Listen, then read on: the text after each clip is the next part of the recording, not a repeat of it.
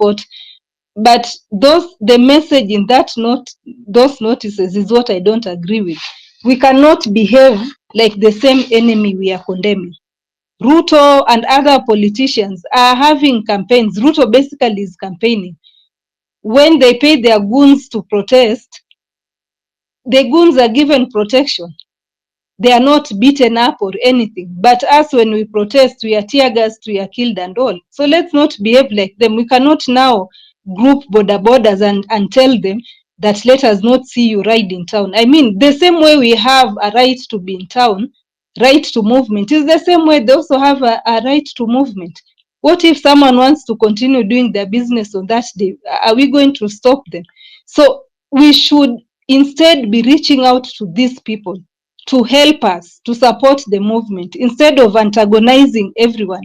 We don't need them as our enemies. We need them as our friends. We need them as our supporters in whichever capacity they're going to support us.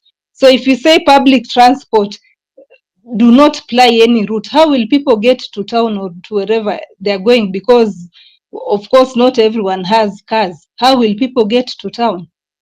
Instead, we should be giving them messages like, we are in this thing to change Kenya. This is how, this is how we've been suffering, and this is why we need change. So kindly see as our brothers and sisters, don't attack us, like give them pamphlets, something that, that asks them to support us, even if they don't come for the protest itself, but do not attack us.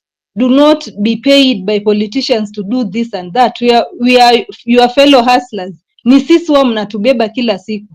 Tukikufa mtabeba nani? Such things, but not notices, telling them that you cannot do this, you cannot do that. No, we cannot be like the oppressor, and we shouldn't. So for me, I think that kind of messaging will be very wrong, and we don't want to look like them. So my final issue also is on the issue of this forming of a party. We've fought this thing for so long, and for good reason, why we want to remain leaderless. But I just want to caution us. I don't know if we watched news, but I think there was someone who was trying to form a party with the name Genz. For now, the registrar of political parties said it can't be done because of like it's not inclusive of other, like it's discriminatory or something.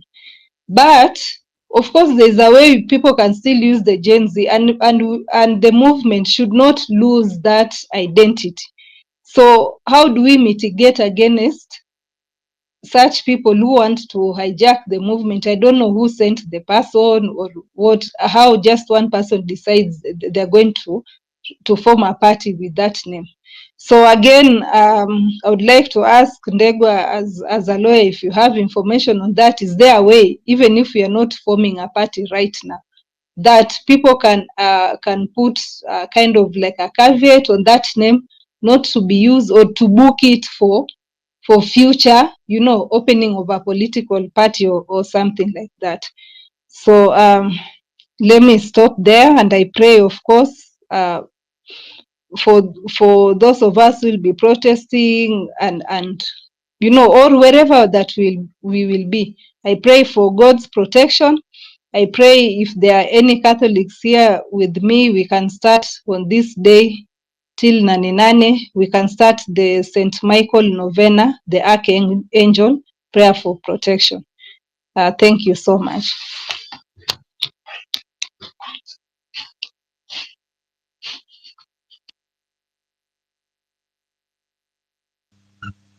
Asante sana Gloria. Maybe Bwana Ndegwa, do you have something to say on what Gloria has just pointed out?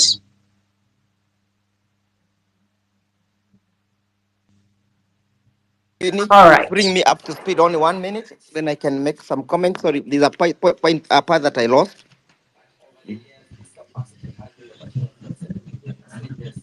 Yes, Esther. Gloria, you're present? Yes, I am. Yeah, you can fill me in. Okay. There's a part that I lost. my network, I think, dropped. No, I'm asking about political parties, that people allowed to probably not necessarily register immediately, but to book a name or to put a caveat on that name Yeah. not being used. Yeah. There is what is called provisional registration under the Political Parties Act that allows people to register on provisional basis, awaiting certification of the other requirements. Because under the Political Parties Act, for a party to be fully recognized, you need to at least have a support of 1,000 members in each and every county, and the county must be not less than 24 counties.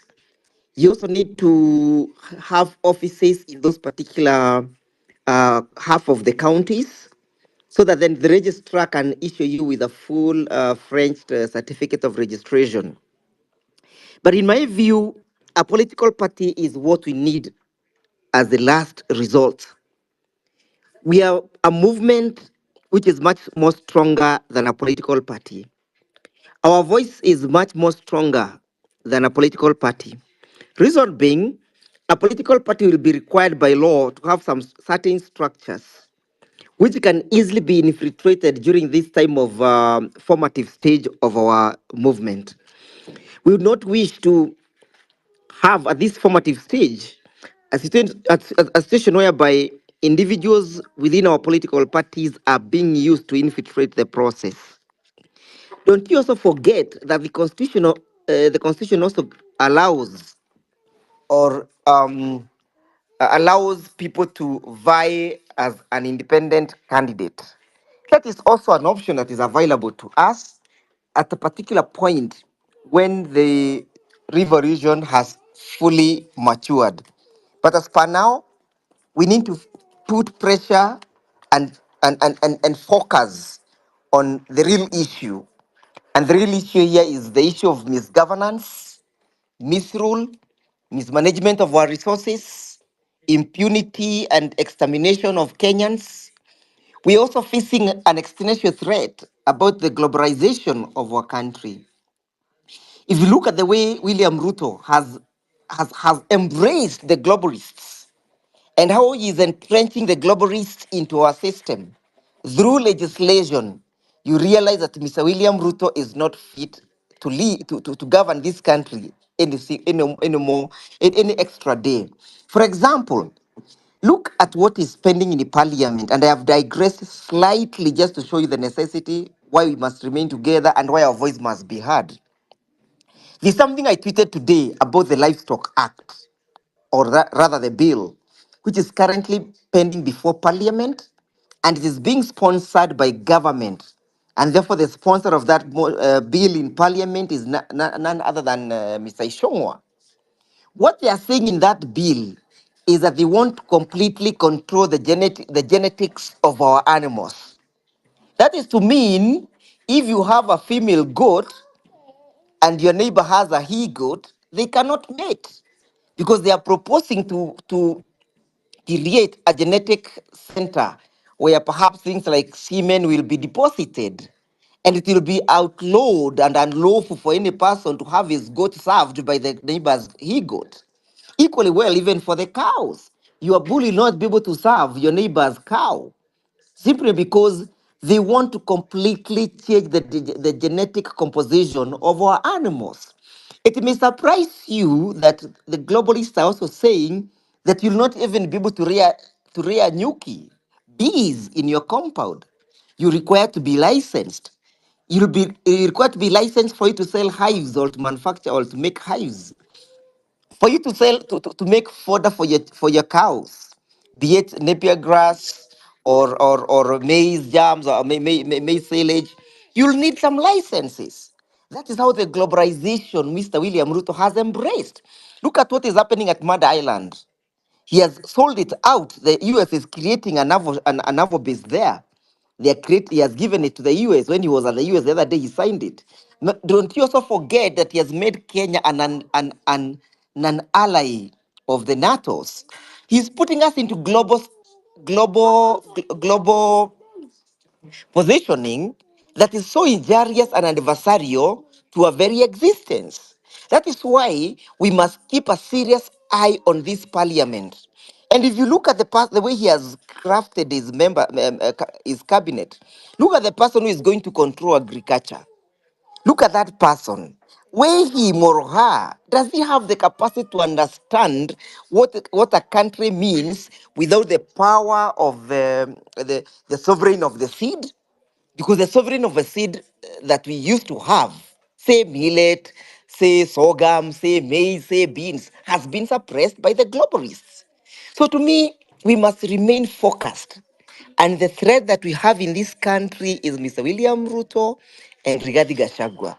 And we are going to use constitutional means by exercising our power and our ability to tell him that there must be a stop on these things, to tell him that he's misgoverning this country. And therefore, again, I want to reiterate and emphasize the march to freedom, the freedom to liberate ourselves and emancipate ourselves from the slavery by this man.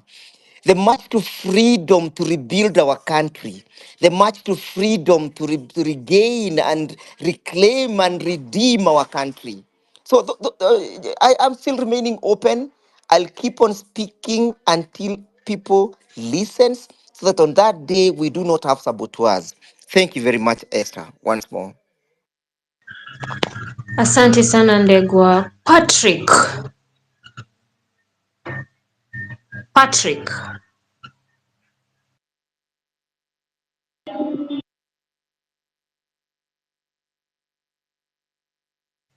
Igitonga.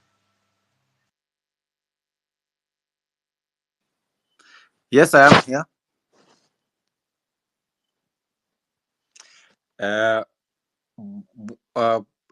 I think what I wanted to say is Ndegwa has given us a platform on what to go directly in terms of legal law and how we should go in terms of in a legal way. Nane,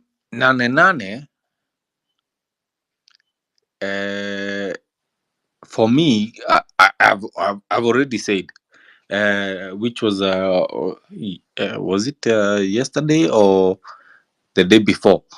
I said mi nishapata watu 43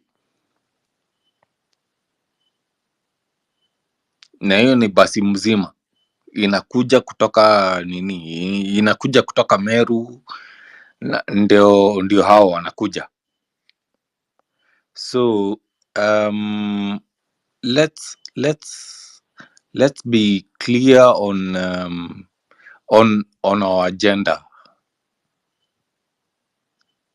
Ruto must go. Thank you.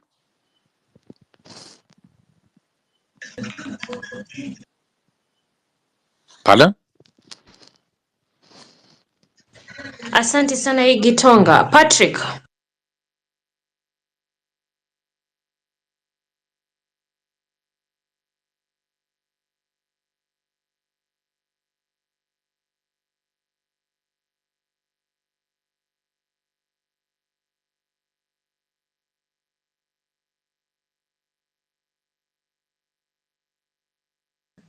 Patrick, we can't hear you. Word.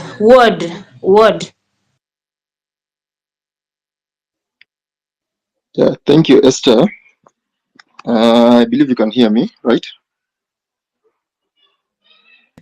Yeah, very loud and clear. Okay, I know a lot of has been said and much will continue being said. So I'll just submit my submissions and I'll be very fast on this. First, I've seen the appointment of the IEBC commissioners started today. Now, get ready because our MPs, we need to keep them on toes. We need to see fear, direct fear in their eyes. They need to know that we have the power in us. That is number one. Number two, when someone comes here to give the submissions, look at the agenda of the space today, Nane. You want to give people the morale. You want to put the confidence in people. You are here to motivate people. So when you speak with the confidence. Start with yourself. Speak with that confidence. Ndio wengine, now we will go with that tempo that you've set. So don't come here unaongea ukiwa mnyonge. Sasa now we are wondering what kind of revolution itafanywa na ukiwa mnyonge hivyo namna hiyo, jameni. Another thing,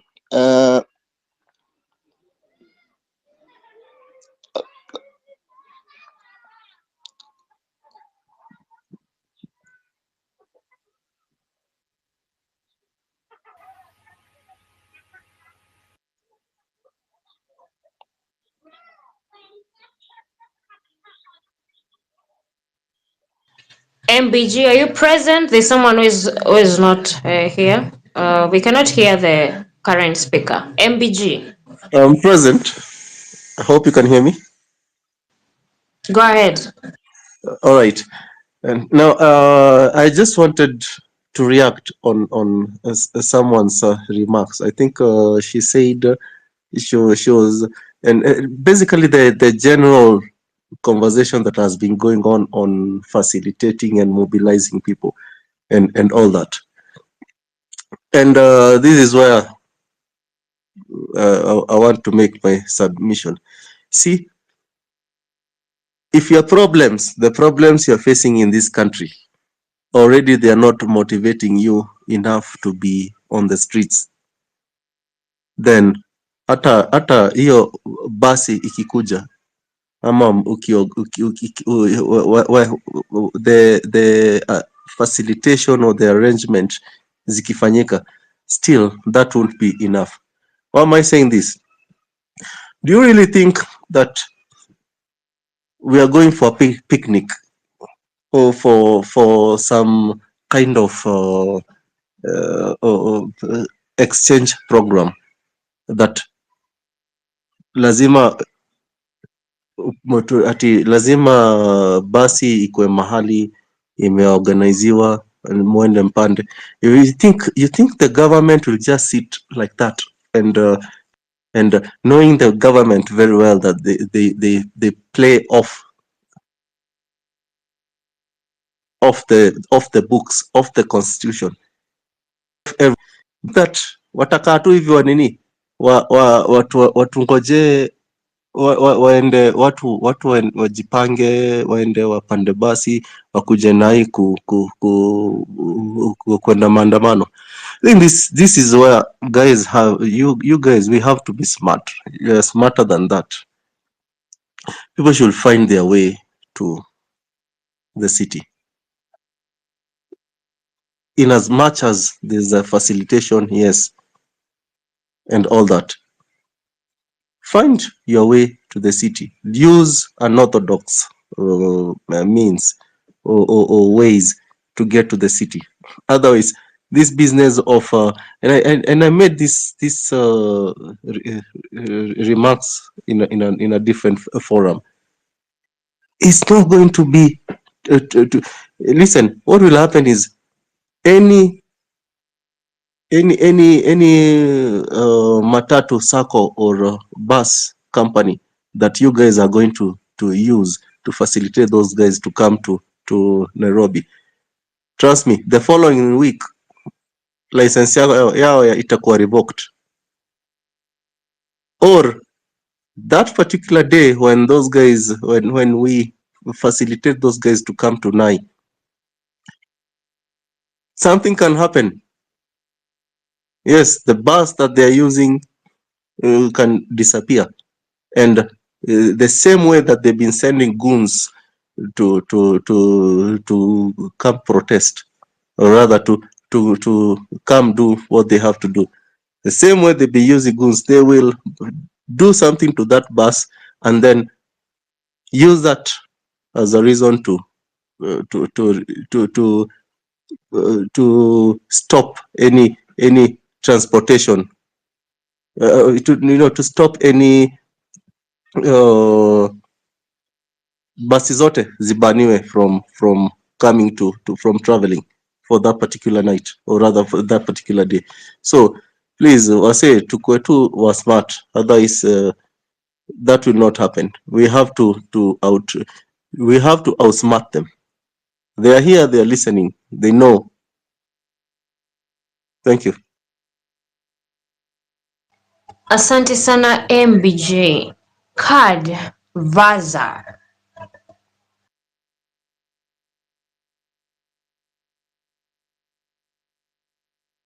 I meant Card, go ahead, and then Vaza will be next.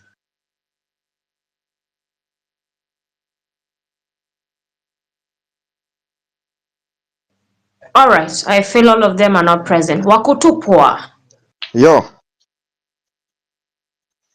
Yo.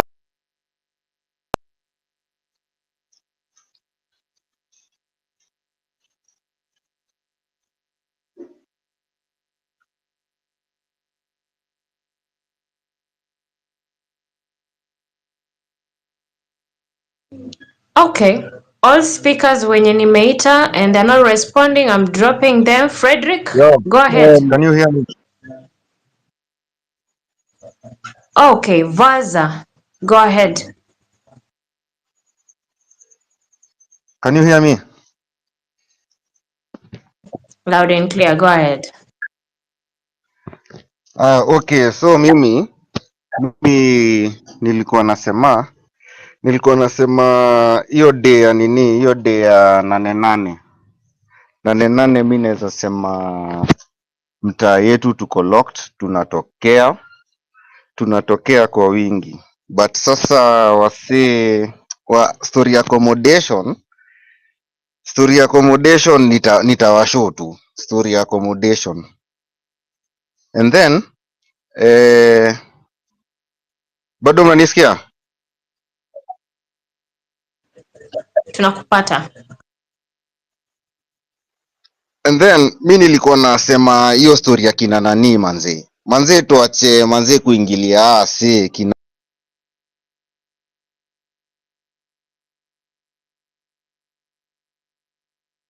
set. So You manze lost, hii you story ya lost. kuingiliana manze tuache manze, kila mtu ameplay part yake. So hiyo mambo ya kuingiliana tuache manze. And then manze kuna stuff ingine manze nimenotice manze leo manze. Watu wangu manze sigara imepanda bei. Like manze oh my god. Watu wangu itabidi tumetokea tu roho safi. Jumi mtaani nikipatana na wasee na washoniaje fegi imepanda bei juu ya Ruto. Pata hadi ngwai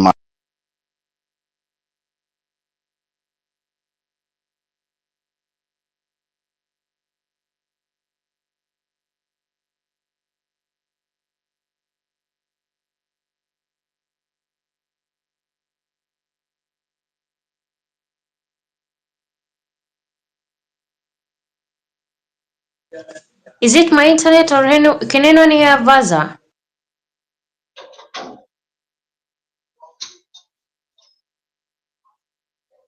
Wakutupa, go ahead as we maybe see what's happening with Vaza. Thank you, Coach and KOT Sonko for hosting. Ani mimi, I'm from Mombasa. Ani wale watu ambao wamelipwa huku mazeni wengi, hata sidhani kama nane Mombasa people watatokea barabarani. Let's pray. Ani Mombasa people tutokee barabarani. We occupy the roads. Ani tuombeeni sana, maanake huku there is a lot of confusion. Watu wamechanganywa. Ani mtu ukimwambia story za maandamano kama ni unamwambia sijui aende akafanye nini. Ani mtu they are not interested na mambo ya kuprotest.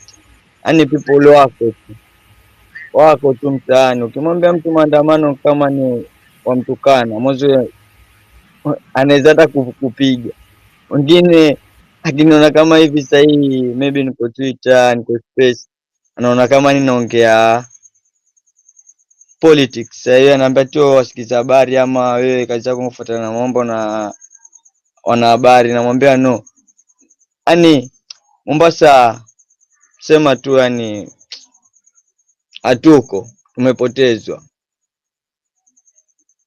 Thank you.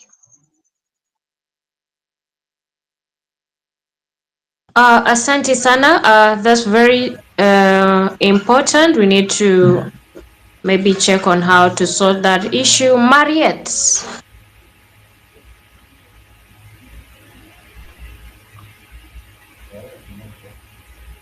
Hello. Hello. Go ahead. Yeah. Okay. Well, well, I don't even know what to say. That guy, from Mombasa,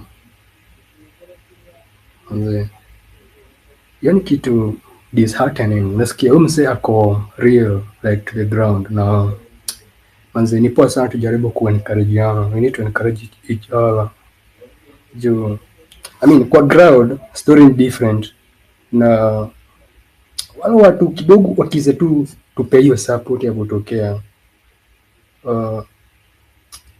hiyo support, I mean, watokee like in large numbers, kama sasa kama tunaweza change hii game vile to beat like Zakayo, juu unajua sasa hiyo stronghold yake ni watu kama hawa wanaweza lipa rahisi. Manze, tunaweza fanya kitu kubwa juu huyu jamaa wa Coast anasema clearly Mombasa sisi hatuko manzi, nasikia hata you can hear him, na sijui ni mechanism gani tunaweza tumia ndio manzi tujaribu ku subside the effect of watu wenye wanaenda against hii kitu tunajaribu kupush juu. The good thing about this movement is we know very well we are here for the positive cause, tunataka tu gava yenye I mean, we are based on truth. That's simple. So na Ruto wanajua hivyo, na unaona kama sijui ni rally moja noma tutaorganize jini aje ama something, we need to revive ourselves, na sio Coast peke yake. I can tell you, unaona hadi Murang'a juzi kulikuwa na hao wasee walikuwa sijui kulikuwa na peace caravan. And now you can ask yourself, hii ni caravan gani? Ni wapi kuna pigana Murang'a ama huko ama Kirinyaga, ni wapi kuna pigana? So wanajua kabisa the kind of people, these politicians wanajua the kind of people they want, like when wanaweza tumia ndio so they can demean us, watuweke tu like in the shadows like they always do, so kama bado tukiendelea kupush hii Nane, I think pia kama wewe umetoka huko Mombasa, try your bit, jaribu kuchanua wasee juu hapo ndo unaweza anzia juu. Sasa I don't think kuna option nyingine ati naweza sema unajua sasa tuko kwa kona sana sisi, sasa hatuko, hakuna option juu kusema hivyo ni kama una retreat. Sasa unaona hatuwezi retreat at this point mazee. So sijui ni aje wewe kwenye tu huko. I was the first one kupinga hiyo juu mimi niko Thika, na I was the first one kupinga hiyo kitu ya peace caravan. Niingilia ni aje juu ilikuwa hypocrite, na all that nonsense. Akina wasanii wote ungewaona hapo wakibonga hapo, ilikuwa so disgusting. Na okay, hata hiyo story ya Mombasa Jonse anasema lilipo, ukiona hiyo clip ya Governor Joho, sasa sijui kani governor leo sasa anaitwa CS whatever. So somehow vile alifika hapo, stani kuna anyone fighting for a genuine cause anasema I need Joho like hapo. No. To if what you are pursuing is truth, hatuhitaji hadi kulipa wasee wa kuchia up, you know. So mi nasikia tu machungu sana nikisikia msekawi wa Mombasa kusema hivyo, na inaudhi mbaya sana, na the best we can do ni kujaribu kuimprove awareness wherever we are, wherever we come from. Yeah, juu hizi spaces zinakuwa mob, na I believe sote tunatoka mahali, so we jaribu your part, maybe hii kitu tunaweza endeleza hivyo mdogo mdogo, so by the time unajua hii revolution sio ni kitu ya siku moja ama siku mbili, unaona. So one day tafika mahali sema wa yenyewe hiyo effort we make will count mahali, in account, inasaidia, and that's exactly what we need. So as much as I mean, of course the good guys are always like outnumbered and all that. So wakina politicians wako na do, like they have the resources, you know. So sisi ni kama we are, you know, wametuweka kwa kona kabisa with the elbows on our necks, kwa kona kabisa. That's why unaona hadi Ruto sijui ni jana alisema ati Bangladesh walikatiwa sijui internet. I know ni vile tu kuna hiyo overboard ya shame. Angesema watu wengi walikufa Bangladesh kuliko Kenya, he could have said that, but now I find that to be extremely hypocritical. Juu it's like umse vitu anadu, he is like comparing, ni kama zii tuseme ni aje, ni example gani sasa? Ni kama Cain kujikompare na devil juu kuua mtoto wake, kuua brother wake, yani kuua Abel. Unasema yeah, sijakata internet, people can see whatever they want to see. Anajua kabisa ile madhara wanatuonesha juu kurudisha wasee kama kina Murkomen hapo, yote ni fala. Hakuna mtu alikuwa anataka hiyo, na akisema tu alikuja hapa space, anaenda kuambia watu uche ushagu, ataenda kuambia nilienda hiyo space, you know. It's like his own way. I mean, sijui nisemeaje juu mimi nasikia tu nimejamba sana umse. So wenye ametoka coast, then what I can tell them, man, don't give up. Jaribu mahali huko, try to create awareness, say this is where I stand, and we are trying to see that whether we can have a good government, you know, yenye inashughulikia wananchi and all that. Sio tu ya hii ni mediocrity na hypocrisy. Kila mtu anaweza ona every time a politician stands, usikize tu, hata usikize dakika mbili, unajua hii ni fala, inaudhi kuwatch. So let's keep I mean your spirit, tuendelee. Nane is coming. So hakuna kurudi nyuma. Watu wa Mombasa, nyinyi ng'ang'aneni tu wenye unaweza create awareness, hata kama ni kidogo, mali unajua uko safe to at the end of the day. Pia atoki watu wako kama mzee, jaribu kivyako, we create awareness, basi unaweza hivyo tu, usijali, just play your part. Thank you. Hiyo tu.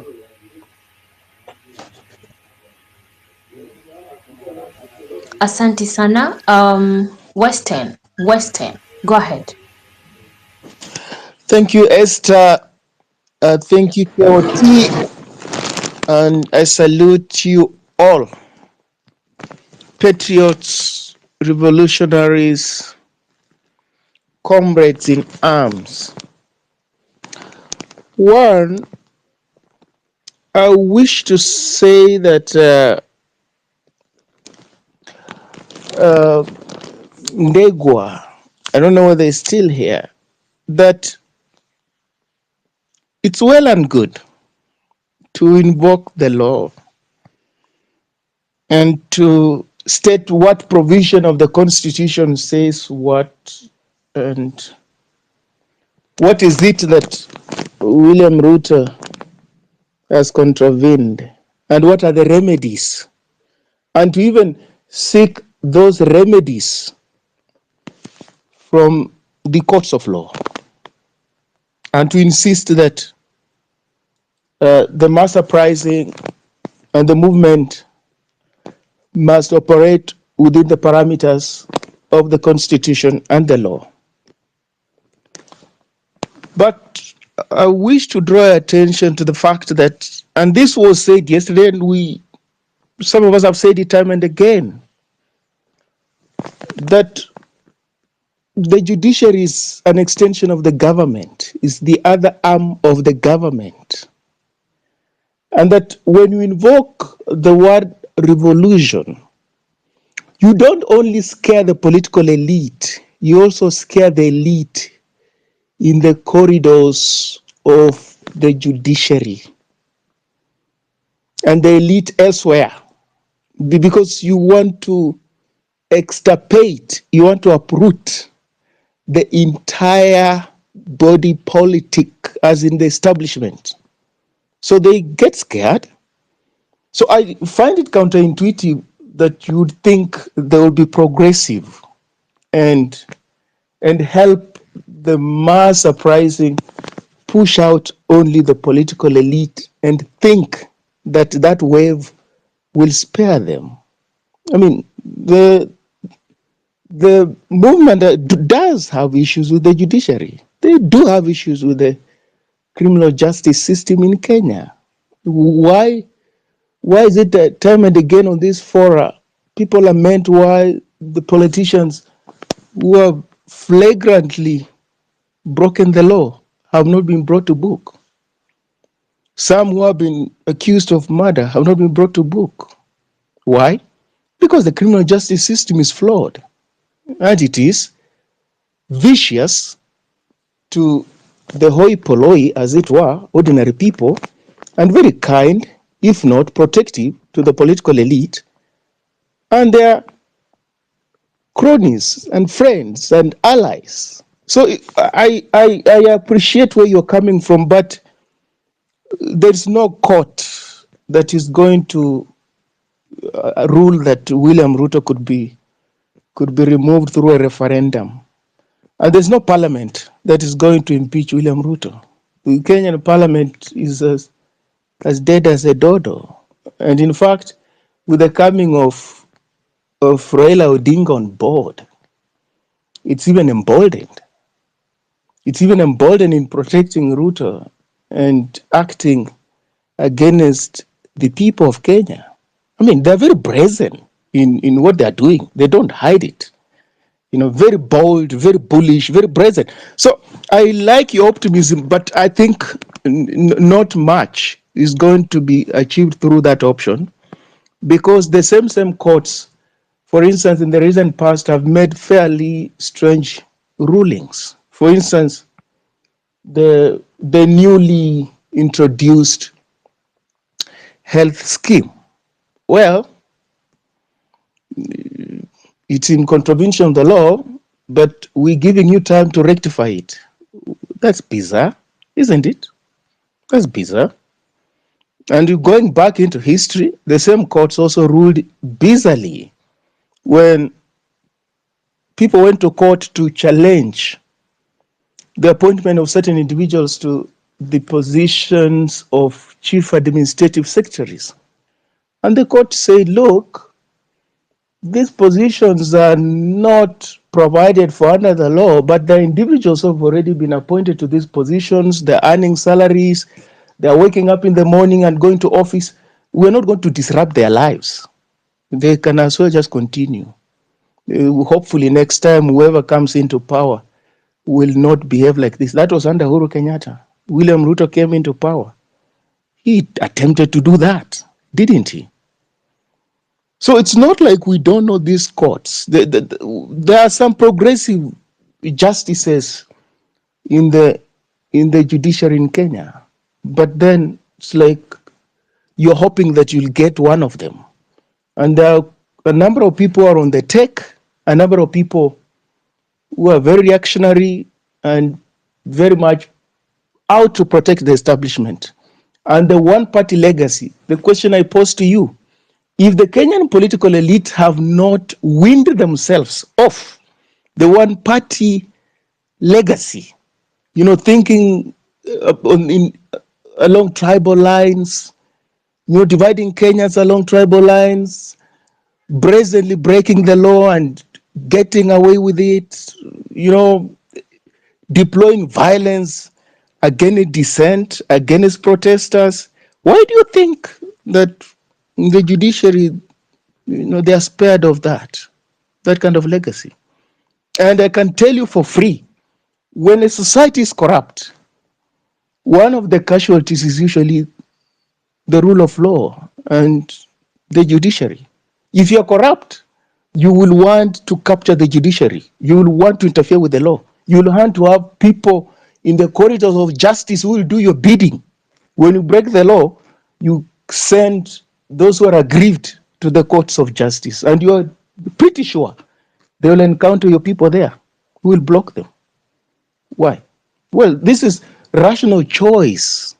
People do things when they know that they've blocked you, regardless of what avenue you deploy. So, well, it's okay, it's fine, but I think Article 1 is sufficient. That's enough. That people are protesting, they're expressing their disgruntlement, and that's within the law, and it provides for that. Secondly, I want to just emphasize on a revolution, a mass movement, as it was said earlier. It has to bring everybody on board. Everybody on board. And people who don't appreciate what's going on, it's incumbent upon us to appeal to their reason, to their logic, so that we win them over. We win them over. We cannot have a revolution. We cannot purport to be disgruntled by injustice, by corruption, by impunity, and at the same time want to discriminate against some people, regardless of what they do. So much so that these border guys, actually, they are victims. They are victims. A politician who goes to a bank or to their own room and takes money and goes to distribute that money to these young people is the problem. Because he's the one who's created poverty. He's the one who's denied these young people opportunities in life so that he abuses them. So they are victims, such that even in international criminal law, there's something called command responsibility. What does it mean? It means when mass atrocities are committed, the law will be more interested in the mastermind. Who bought booze? Who bought marijuana? Who did what to give to those young people in that ragtag army or the militia to go and commit atrocities? Charles Taylor, for instance, in Liberia, may not have committed, although he was in the battlefield, but he was tried and convicted and jailed because of the militia that he presided over. The same way the former Congolese vice president, Jean-Pierre Bemba, he was tried and convicted by the ICC for the atrocities that his people, troops under his command, committed in Central African Republic. Of course, he was acquitted on appeal. So it is the people who are enlisting the services, in quotes, of these young people that we should be concerned about, not these young people per se. These are victims, and we have to rescue them because it's a system that, takes advantage of their dire economic situation to set them against the movement. So they may not be enemies in the real sense of the word. The enemy is the state and this political elite who are abusing these young people. Finally, it's the peace. Fellow compatriots, we have to ask ourselves why we have people in Kenya. They may be from the religious fraternity, they may be from the political fraternity, or they may be from the entertainment fraternity, who, when people are raising issues, it may be issues about elections, inconclusive elections, the veracity of the elections, the credibility of the elections. People are raising valid questions. Suddenly, there's this peace caravan that emerges from nowhere, the peace industry. The media will run with the story and May you everybody wind up? takes. Yes, I'm landing. Why do we invoke peace before we invoke justice? Why? There's something wrong with that. Because peace is a byproduct of justice, and justice emanates from truth. So when we sidestep truth, we sidestep justice, and we invoke peace, that's why perennially we have got these problems, cyclically. After every 5 years, we have got problems because we have completely ignored the aspect of justice. We have ignored the aspect of truth. So we are dancing at the same spot time and time again, but it's deliberate. So be very careful, be very cautious, be very circumspect about people who are quick to invoke peace, but at the same time, they're enablers of injustice. Thank you.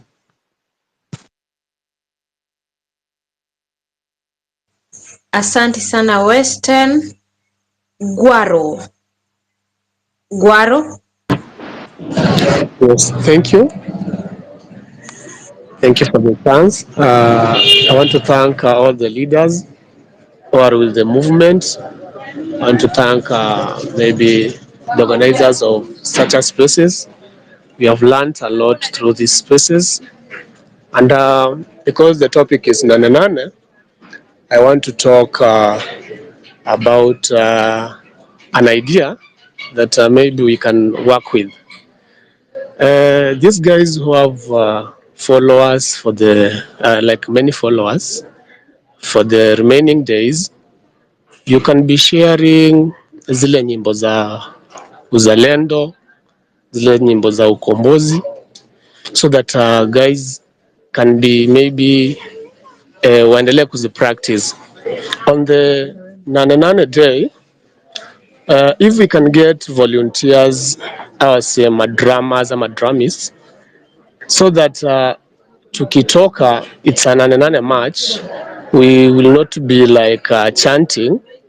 Our messages will be maybe pictorial, tutakuwa tumeweka maposter, if it's Ruto must go, anything, but sasa kwa hapo kwa tukimarch, we'll be doing the nyimbo za uzalendo. I don't think huwa kuna polisi hata kama aliajiriwa akiwa na grade gani, akiwa na kichwa yake mzuri kana shoot at ama kana tear gas wase wenye wanaimba nyimbo za uzalendo as they march. So it's my appeal kuwa these guys wenye wako na some good followers, some good number of followers, waingie for the remaining days, they share the songs of uzalendo so that wase wengi can practice them. Ikifika hiyo day, tusichant sana, tuimbe tu nyimbo za uzalendo, tuende tusalimie huyo msee, and then everything will be good. Another thing is I've seen people asking me, kesho kuna maandamano, mbona mnaandamana? And I'm like, tutaandamana daily if possible. So I have a neighbor here is like, ukiandamana daily tutakula nini? I'm like, tutakula tear gas.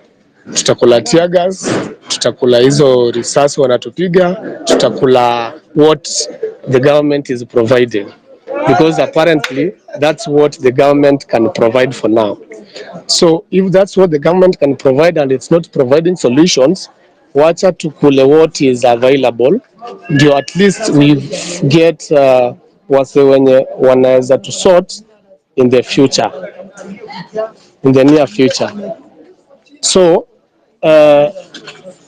endelea kueducate our wazee. There's these people who don't like hawaingi internet sana. They don't know what's happening. Today I had to convince some 3 women here who were like, nanyi mnatusumbua sana na maandamano. I'm like, let me enlighten you. Kuna hii bill iko pending ya livestock. If it goes through, itamaanisha this and this will happen. And wako like, aya, kama ni hivyo nyi andamaneni. So if we get to enlighten this older generation, wazae pia tuwaambie vile kunaenda, hatuandamani because tunapenda kuandamana, tunaandamana because we need a better future for our generation, because apparently tukinyamaza saa hii watoi wetu hawatapata anything. So we push na hao wasi wenye wanalipwa, we try to try to convince them kwa hii something si ya government, hii ni kitu ya maisha na ni yetu. Tusipowika saa hii hapa mbele hatutakuwa na letu. Thank you for the opportunity. Nane iko intact, tukutane. Thank you. Asante sana Gwaro. Frederick, are you present? Frederick, are you present? Yeah, I'm present. Unasikia? Hello. Tunakusikia. Yangu ningesema tuseme, nikiongelea upande wa football, tuseme tu corruption imeenda kila mahali, na yet tulikuwa tumeona Nick Mwenda alikuwa asha resign.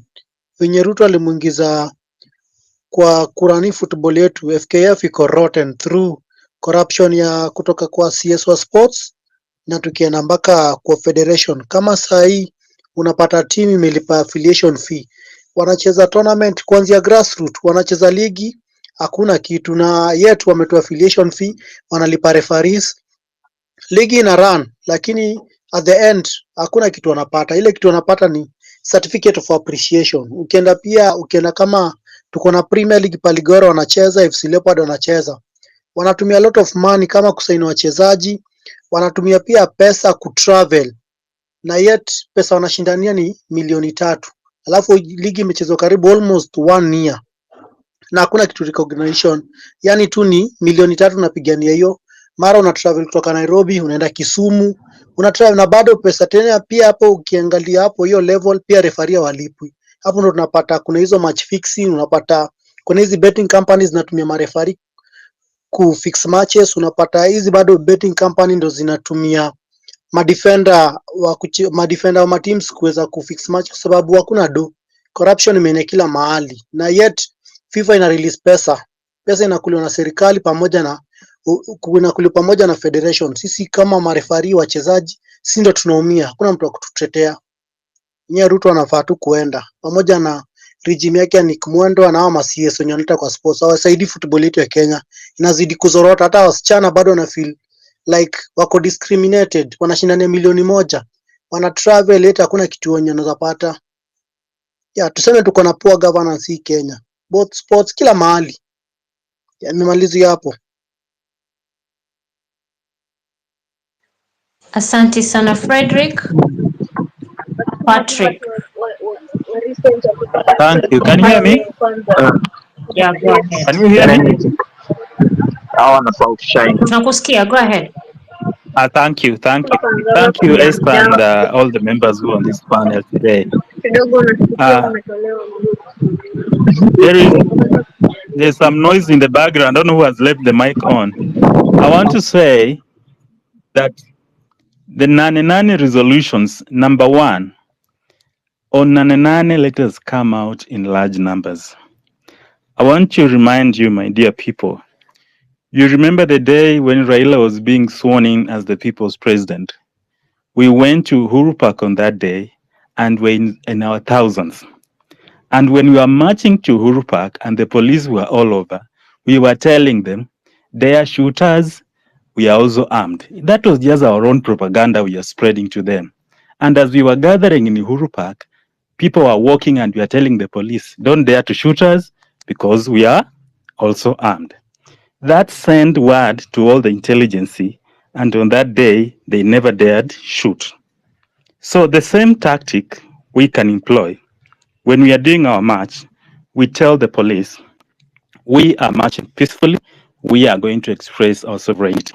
Because we have been having peaceful demonstrations, the police have been shooting us. So this time around, we are marching peacefully, and we tell the police, please don't dare shoot us, let us exercise our sovereignty. The other issue I want to raise is this. What we are doing is constitutional. There's an article in our constitution which says the president can resign. When you read that article, it is tied to Article 1, which says you can exercise your sovereign will. When the people rise up and express displeasure in the kind of leadership that there is, then the president and his team have no option but to resign. So, what should make us very angry now is this new called broad-based government that has started between Ruto and Raila. I can tell you, if things were worse under Ruto, then the joining of Ruto and Raila is going to be much worse. We cannot allow that kind of a situation because now our parliament is one. ODM and UDA has united. And the worst they can do, in fact, they can carry out a constitutional amendment. They have supermajority. These are the kind of things that we should rise up and stop on Nane. And I'm hearing some people come with ideas of peace, what. Those who are talking about peace, I'm going to invite them to go to City Mortuary and address those people who are killed, go to the hospitals and visit the sick. Those are the kind of things they should do. Let them stop this nonsense they are talking of peace, so that they want the peace to continue and continue looting and raping our economy as they're used to. These are the issues, my dear friends. On that day when we come in our large numbers, I can assure you of one thing. The military, the police will have only one choice. Either they shoot the president or they shoot 1 million people. If we come out in all large numbers and we are demanding that President Ruto must go, the military and the police have no option. I've never seen anywhere in any revolution where the military has turned on its own people. I've never seen it anywhere. So the challenge we have is to get as many people as possible on that day.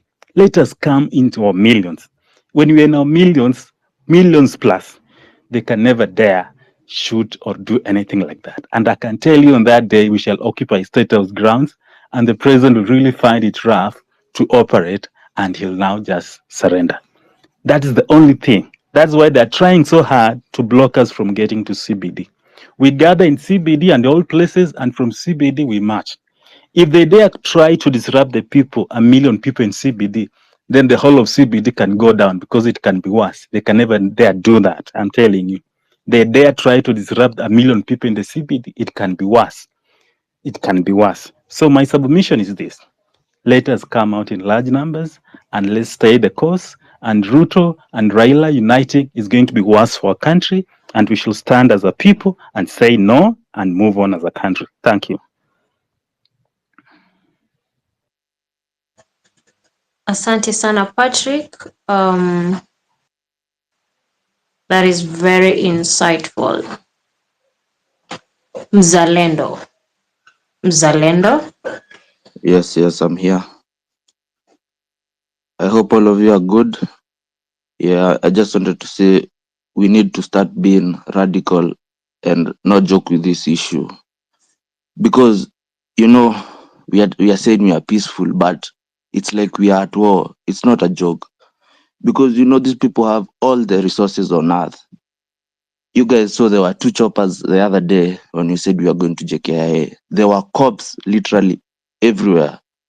And when you come over here and start saying now, tuko down, sijui nini, lazima tukue serious. Tusipusi, tusikue tunaogopa anything. Tukae strong. Juu sasa penye tunaenda si jokes. Na tukianza kukua na different opinions ni vibaya sana. Alafu on being radical, I wanted to say we should have like hiyo space ya Amerix ya Sunday. Inaweza kuwa na all big wigs. Ndio isikae ni joke. All big wigs watapull very big numbers. Na tunapanga strategies. Si kwenda kwa space kuanza kuongelea maji. Tunajua hizo vitu zote. Minerals, sijui nini. Hizo vitu zote tunajua. Historia kuja kuongelea the same problems bila kupanga. Sasa nyinyi mna joke na watu wako na funding yenye hawa si wako nayo. Na nyinyi mnasema we are peaceful. Bro, we need to be serious. Because at the end of it all, mi na risk life. Atujuani na most of you hapa, but mi na risk life yangu. Niko na 2 kids. Sasa ni noma jo. Mkisema ati tunarudi chupa, lazima kama ni kutokea tunatokea. Hakuna story ya kujoke. That could be my submission. Let's be united. Hakuna story ya kusema ni Gen Z. Everyone is in this. It's a Kenyan. Unajua story ya Gen Z ni divide and conquer. Inafanya ikae ni kama hawa si ndio wanafaa kwenda kutupigania, because tukisema tunatokea alafu hiyo day biz zote ziko open. Hata mimi nikitoka, when I'm coming from my home headed to where the protest is, all businesses are open. It's like, are we soldiers? We cannot be we are the ones dying for people. People have to come out, try and pass the message, do civic education everywhere you can. If you hear somebody is talking like he's not sure of what, educate them. Sasa tukisema ati tunakufa roho, ni noma jo. Thank you guys.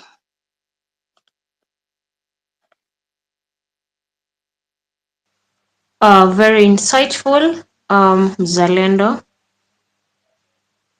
Okay, Wakili, are you present? Wakili, are you present? Thank you very much, Esther. Yes, I am. I want to salute everyone. I don't have much to say today other than to encourage people to continue with this conversation and to also remind everyone, wherever we are, in whatever we are doing, that for the success of the desires that we have of this country to take effect, we must teach and train people. If you look at how on 25th and from 18th to 25th, let me just use those 3 days, the 3 days we went for protest in very large numbers. One thing was common.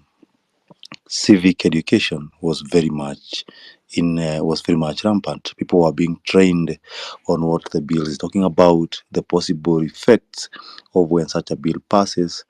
So it is upon each and every one of us to this clamor for change to also remember it applies to even all the people that are occupying positions. We need to start holding. If you're in Samburu and you have a governor there who is misusing public funds, you hold them accountable. If you're in Kajiado, you start also clamoring for these changes, because the conversation can only gain the momentum if we continue enlightening our parents, our siblings, so that they realize that this issue is not just affecting the younger population, but is affecting everyone.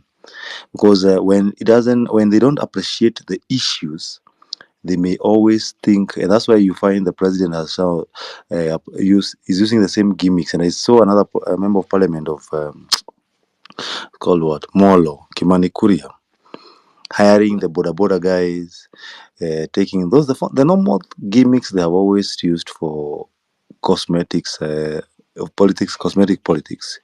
So it is upon each and every one of us to enlighten our people, to enlighten our siblings, to enlighten our family members, to enlighten our friends, to enlighten our community on the concerns that we have. We pick out specific matters. If they are farmers, you tell them to understand what the bills affecting the issues of livestock, especially if they're pastoralists, what is going to happen to them.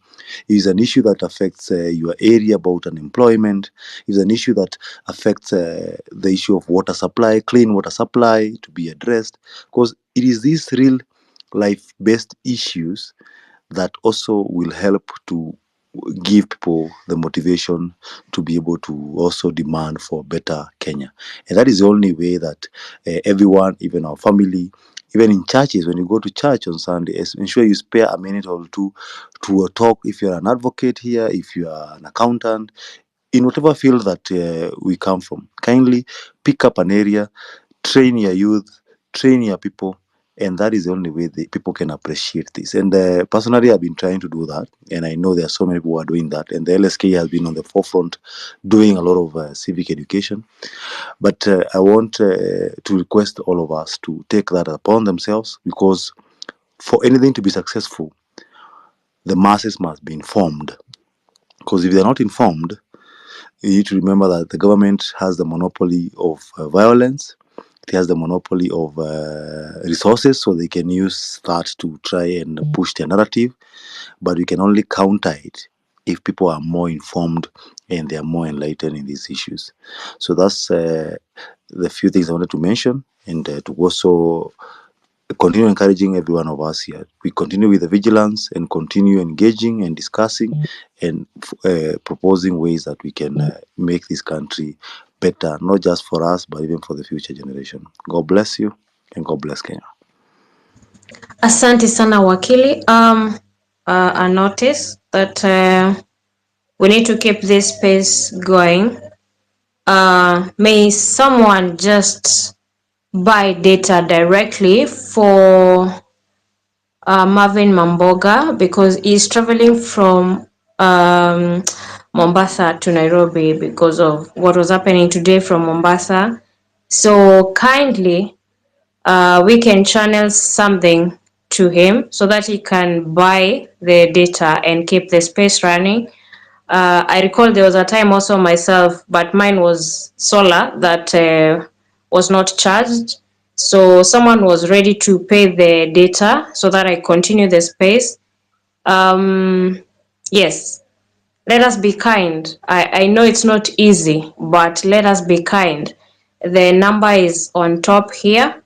May we just be kind. Let me just confirm whether has received something. Channeling cash, it's very fast, so I expect it's already channeled. I mean, maybe someone might be asking, what of me do I have? I mean, right now I do not have, but I am sure there's someone present here who can channel that. We need the space.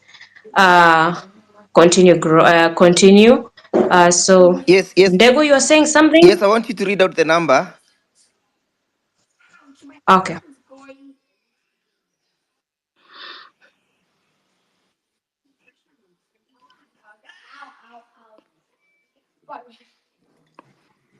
I think I can see the number on top of the. I can't see it myself. Oh, I got it. Click on I got it. I KOT. got it. I got it. You have sent something too, Esther.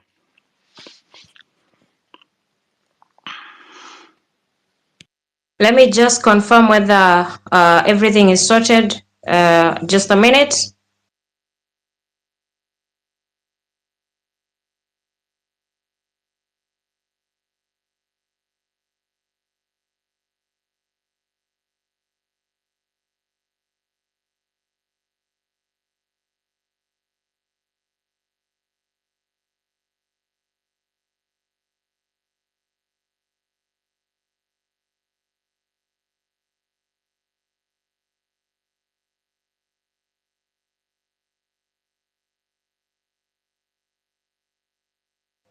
All right. Um, let's proceed. Asante sana wakili. Mzalendo, go ahead. Thank you so much, Esther, for this opportunity. I would like to start by saying that I'm very grateful for the submissions that fellow patriots are putting ahead. And I would like to encourage us. I would like to remind us that, however, it doesn't matter what weapons Ruto has.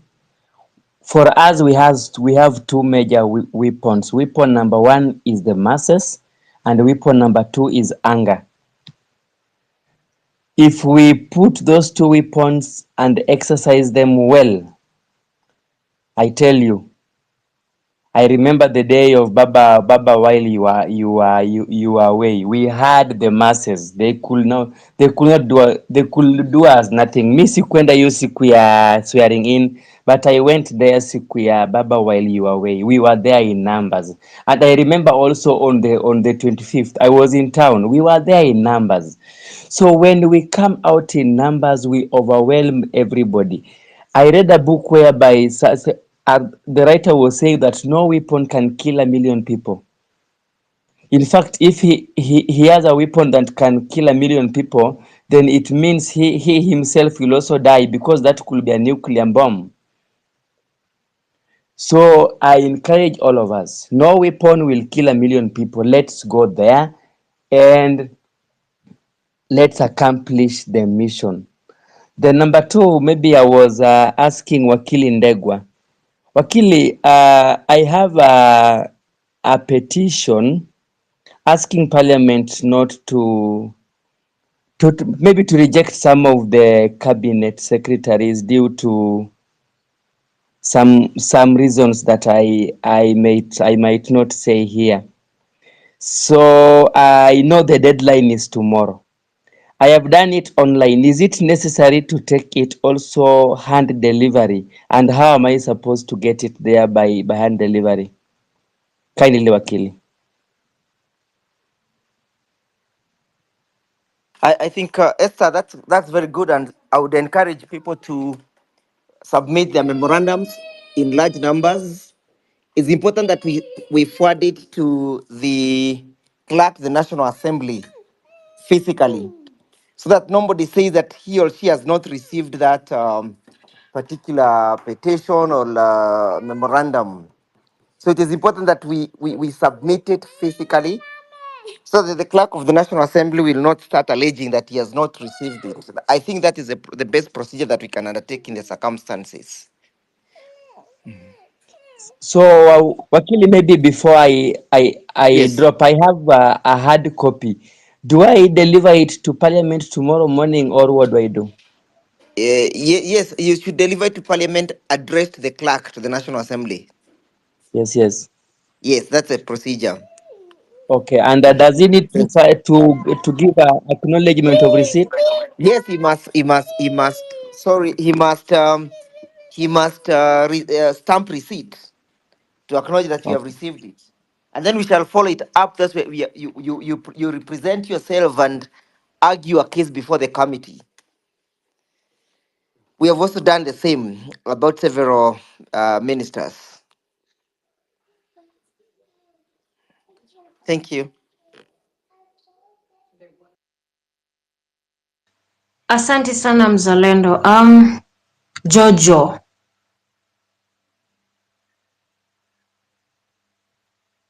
Jojo. Jojo. Daktari. Daktari. Yes, Esther. Go ahead. Thank you very much. Good evening to everyone on board, KOT, Esther, and all the speakers and members present. Thank you very much for keeping the fire burning. Leo mazee, mimi nimekuja hapa tu kutuambia tusichoke. I have heard people speaking na ninasikia kama watu wengine wameanza kutia uoga, wengine wameanza kuchoka. Hata yule ndugu yetu kutoka Mombasa, ningependa kumwambia tafadhali tusichoke. We have come a long way and we did not come this far just to give up. Yeah, if we were to give up, then we should have given up on day one before we started losing people. But on the lives of 60 plus that we have lost, and many people still missing, and many families in pain, we cannot afford to give up at this stage. So let us carry on. Let us be encouraged by all the negative things that are still happening in our society today. So tafadhali, twendeni mbele, let's stand tall. We've come a long way. We've made several wins, and we are just about, the hours might look, so things might look like we are cornered. We are in a tight spot. But to me, I look at it as that darkest hour just before dawn. So it's the darkest hour before dawn. Brothers and sisters, don't tire. Let not your hearts be discouraged. Believe in the cause that we have believed in since we started. Believe in the gains that we want to make going forward.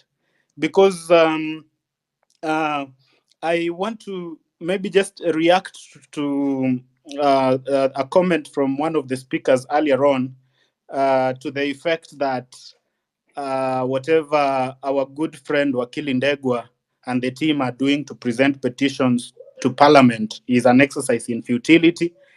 I want to appreciate but disagree with that position.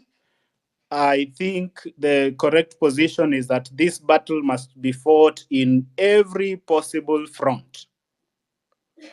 If we don't present those petitions before Parliament, before the courts, this rogue regime, may be tempted to think that we are okay with everything that they are doing. So we must fight on all possible grounds. And these I have said before. We must have different wings, different people, different making use of what they have at hand.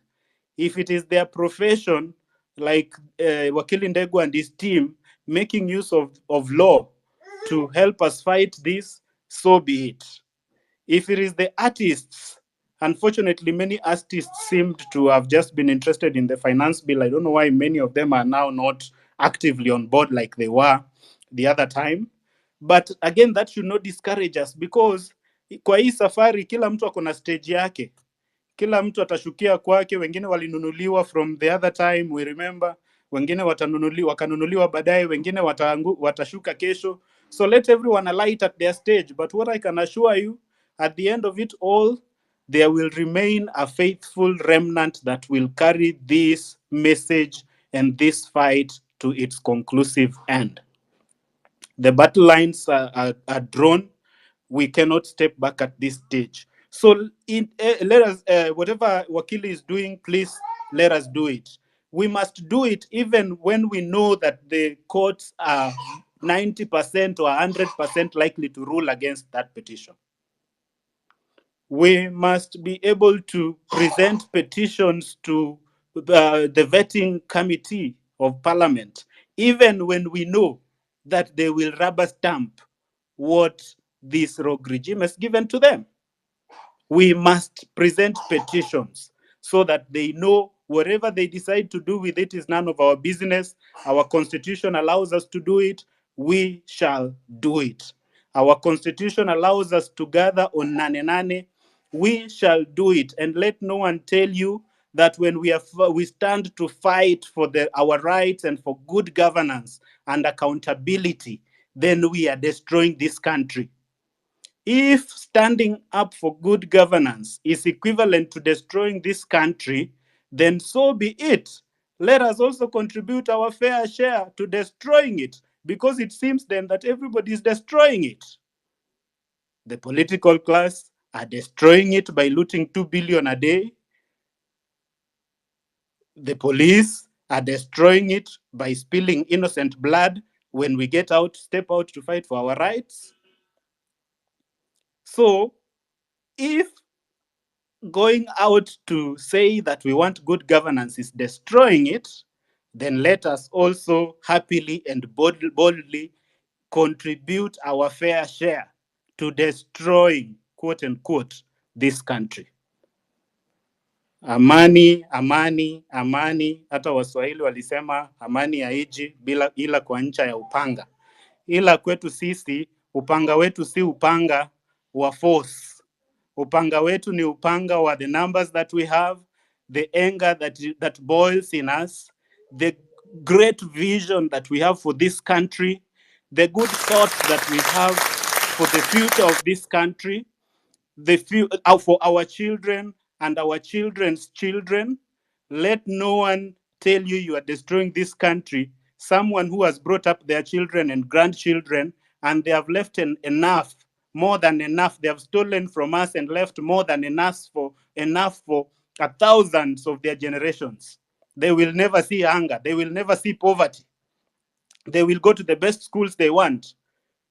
But for us, if we don't fight for ourselves, I work at the university and it pains me every time I go to administer exams and I see students are missing from that class because of fee. You know, when you've spent a whole semester teaching and you even have these favorite students who are doing very well in class, then at the end of it all, I am told they are not here. Why? Because of fee.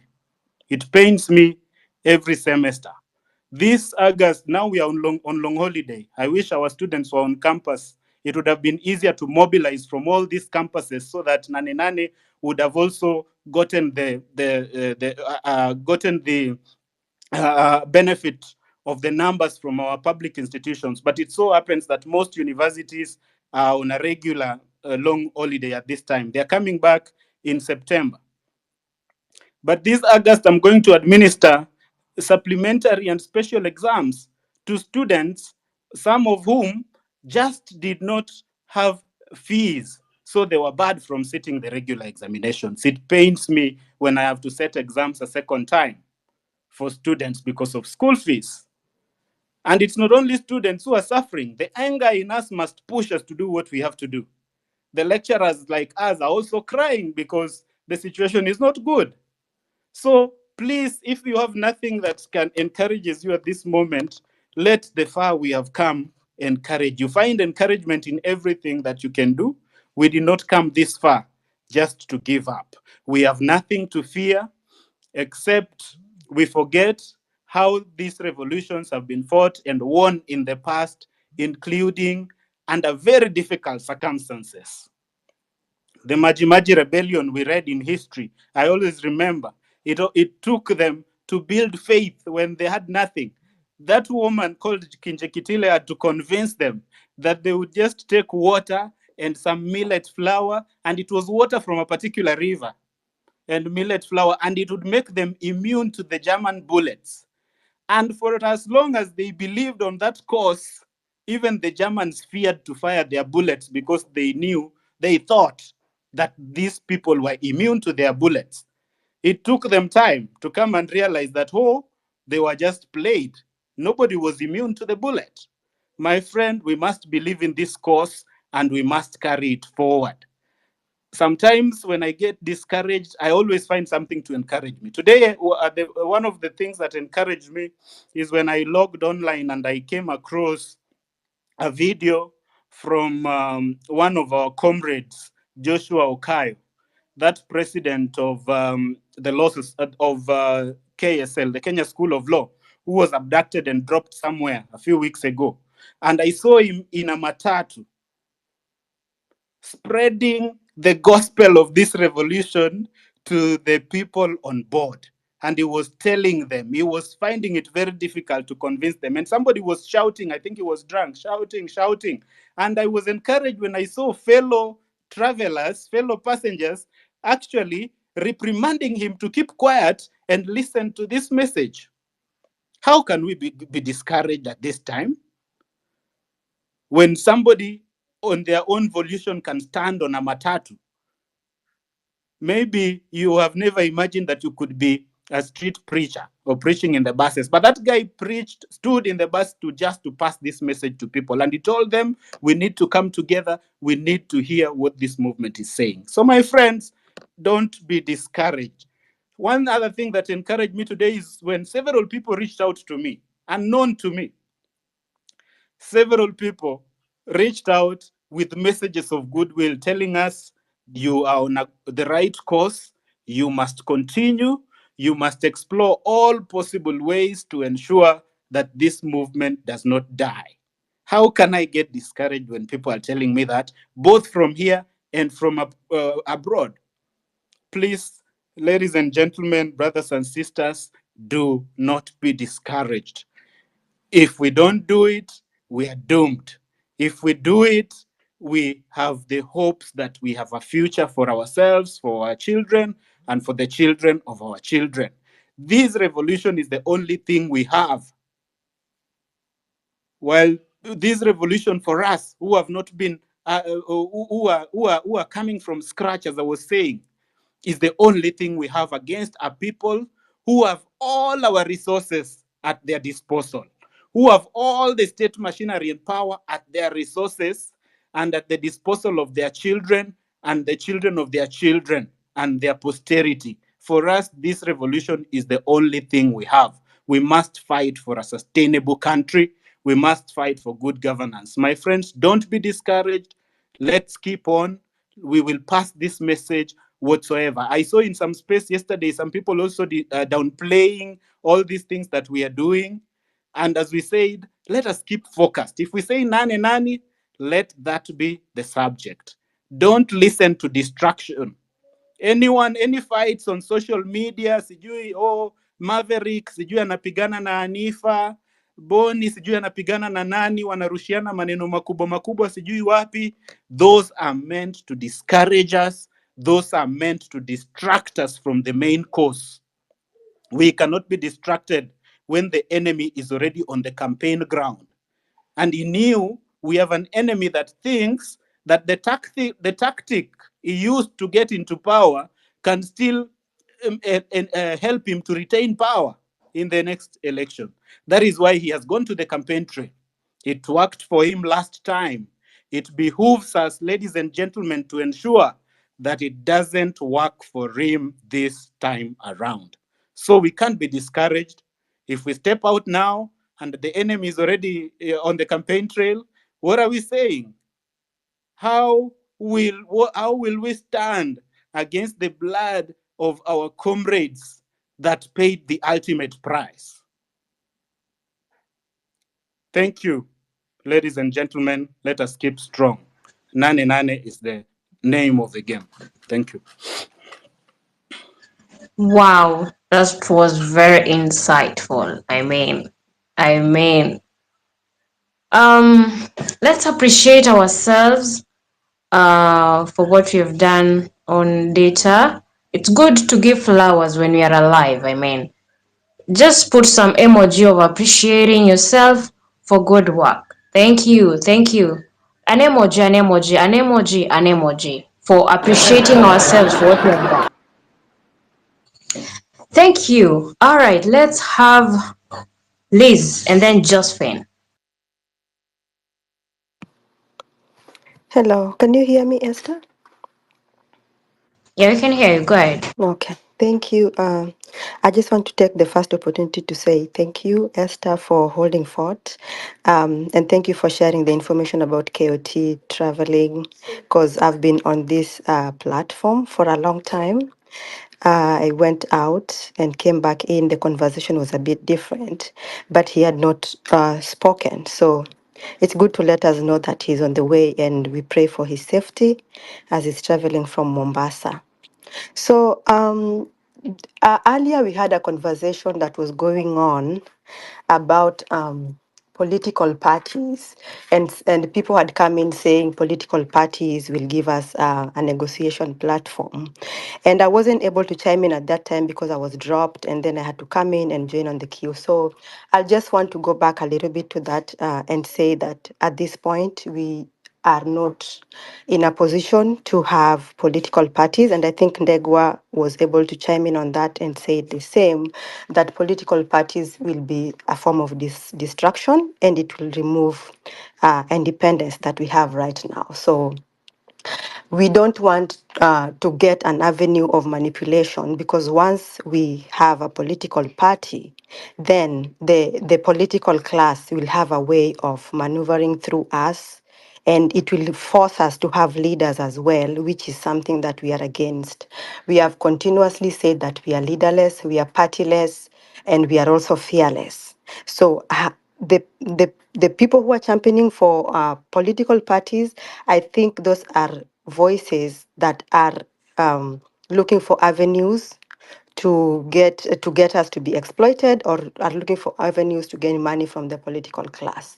And we do not want to negotiate with the government at this time. We have given them our requirements, and they have not been able to deliver them. So the idea of political parties, I strongly I'm strongly against it. And I'm sure some people who have joined now are not understanding why I'm speaking about it, but earlier it was one of the main discussions that we have. I recommend that we continue staying fluid. That way, they do not know where to attack. Because the moment we say we have a political party, that means we have a leader. And that is how they are going to attack us. They are going to twist those leaders. They are going to corrupt those leaders. They are going to buy them. And at the end of the day, all this movement that we started in June is going to go to waste. So let us just remove that out of our minds. We are not going to be cowed, or to be swayed to register a party, or to be called a Gen Z party, or whatever it is. I am totally against that. Another thing I wanted to chime in was civic education. That was another conversation was here earlier. And On civic education, we know government normally gives us civic education programs and platforms when elections are nearing, and these programs are never as strong as expected, right? So what I was thinking is this platform on this space, this is where this revolution started. Why don't we make it stronger? Let this be our civic education platform. Wherever you are, if you're here, I'm sure you're able to have data. So if you have an opportunity, you can share this platform with the Mama Mboga. You can have your Twitter space, put it on speaker, and have your Mama Mboga or your Boda Boda guy, or the people around you, or even the young men in the estates who do not know about this platform. And let us share these spaces with them. Let us know, because we know the mainstream media has already been has been compromised at this time, as we saw in the past protest that we had. They gave us a total blackout, and if you continue relying on them to show what is going on, we are going to get we are not going to get any audience, right? So this is the platform that we have, all social media platform. If we are even able to make it stronger and stream it live on YouTube, stream it live on TikTok, stream it live on Facebook, and even have a radio station that is aligning with us and stream live all this conversation, I think this can be a very good opportunity, because I can speak for me as a person, being on these spaces since this revolution started. I have learned a lot more, and my knowledge has increased compared to compared to the amount of information I have learned from the government-sponsored civic education programs. So I am here to encourage us, the people who have the technical ability to expand these places, to make it stream live on other platforms. Please, we need your support, and we are willing to learn. Like for me, I'm willing to learn. How can I make this bigger for the people in my area? How can I ensure that Mama Boga gets this knowledge, right? Because sometimes you're riding with a boda guy and he feels like the people who are protesting are interfering with his business, but he doesn't know that it is through this protest that boda can turn into a matatu and turn into a bigger business. So we need to go out there and enlighten these people. And in this platform, we have everything we need. In this platform, we have people who have the ability to be presidents here, and we have people we have advocates who are enriching us with this knowledge. We have people who can be cabinet ministers right on this platform. So let us not feel like we are small. We have everything we need here. The political class is taking advantage of us because they think we are still in the Moi era, where people feared authority and people could not question power. But we are enlightened, we are learned. It's only that we have not gotten to that point of being a president or being a cabinet minister. But we have enough resources on this platform. Let us not make it small. Let us expand it. Let us get those opportunities. Enlighten us, also us who don't know. Enlighten us. If you have the idea, enlighten us on how we can make this a bigger platform for everybody. Because I know it can reach even to the people down in the villages, if we decide to do it. And my final submission was on Nane, because that's the title of today's topic. And one thing I know is that Nane is going to be huge, and that will be a make or break for this movement.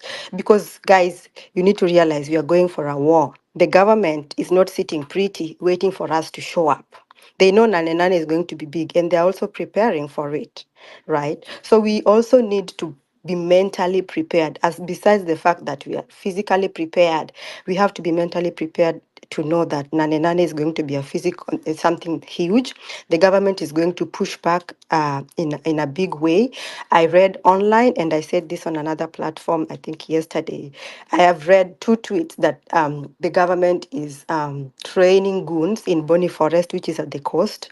In my mind, I was thinking, is that why the president has been at the coast for a long time, that they're preparing goons for Nane? I don't want to sell fear, but I'm just putting it out there so that as we go around preparing for Nane, we have this information. It may not be true, but it's better to have this information and prepare for it than to shun it and then it turns out to be true. So as we prepare for Nane, we are going for war. Let's prepare even the people who are planning to travel from up country. I would advise that don't travel as a group. You never know. Goons might just get into those buses, right? And something happens. So if you're traveling, have your team, but don't travel as a group. Kila mtu apande their shuttles or their buses, get to Nairobi, and and group once you're in Nairobi, even in accommodation spaces. Be careful how you go through accommodations, because we have goons out here. We have people who are against this movement. So we have to be very careful. We will have goons on that day as we march forward. We have goons marching against us. So Nane is going to be a war, and it's going to be a make or break for us. Some people will give up if that does not succeed. But the thing is, we have to keep marching forward. We have to ensure that whatever we started, it comes out successfully. It doesn't matter when. It can be tomorrow. It can be Nane. It can be a month from today. It can be wherever. But let's keep up this spirit. Thank you, Esther. Thank you, KOT. Those will be my submissions. Asante sana Liz. Let's have Josephine. Josephine, are you present? Josephine.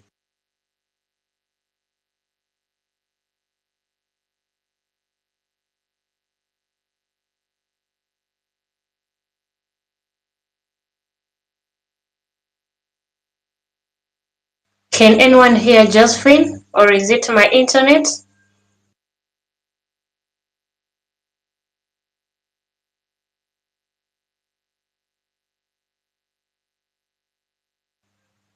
Josephine, what's up? Josephine?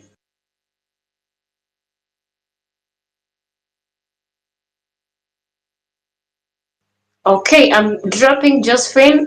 We have Ruben. Ruben, say hi to us.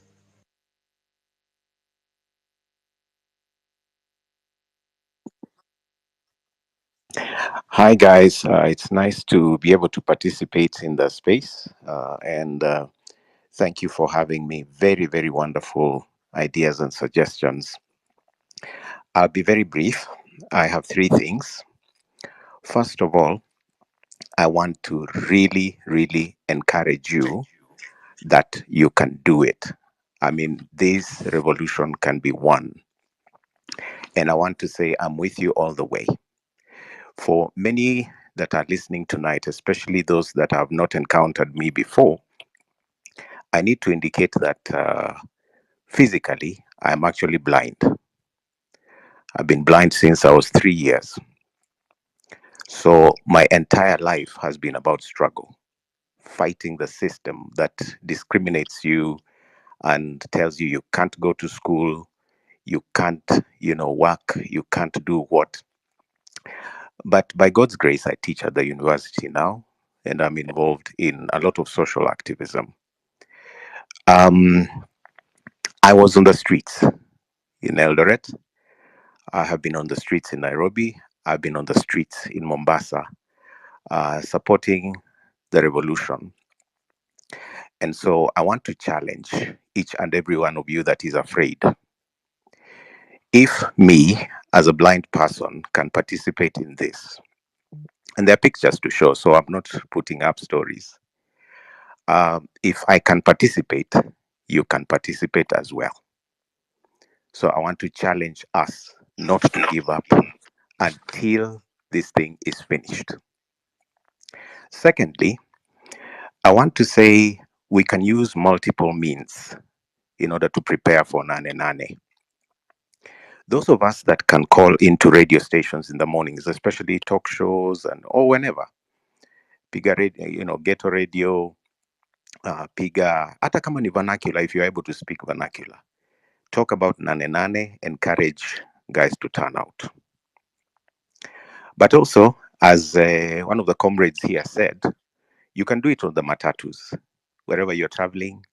Let's do it in the estates, door to door, person to person. And let us also extend it to WhatsApp groups and your private chats. Let people know it is Nane, we are turning out. The last thing I would like to challenge especially those that are below 35.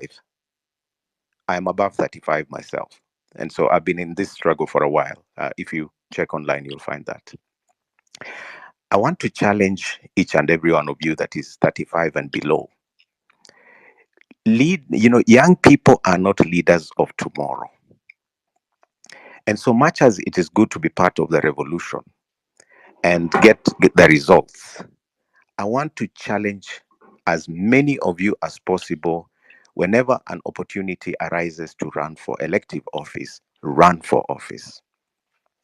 Many of you are graduates with degrees, with expertise, some experience here and there, with masters, you can be the leaders of this country.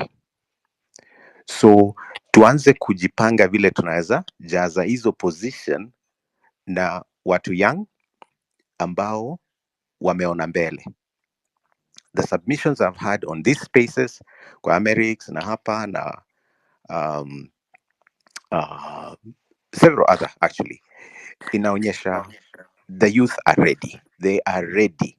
So begin to prepare, think about it, and you can DM me. We talk about how to prepare you for participation, and take up kama ni MCA, MP, governors, senators, at a president. I mean, who said you can't be? So I want to challenge you to participate. So after Ruto goes, so what? We have to have a totally new dispensation of people that think different, that love this country, that are that do not judge people on the basis of what they have or where they come from. So I want to challenge you. It can be done. It has been done in other countries, and you are not relenting. Don't let me down. Let us do it. Asante.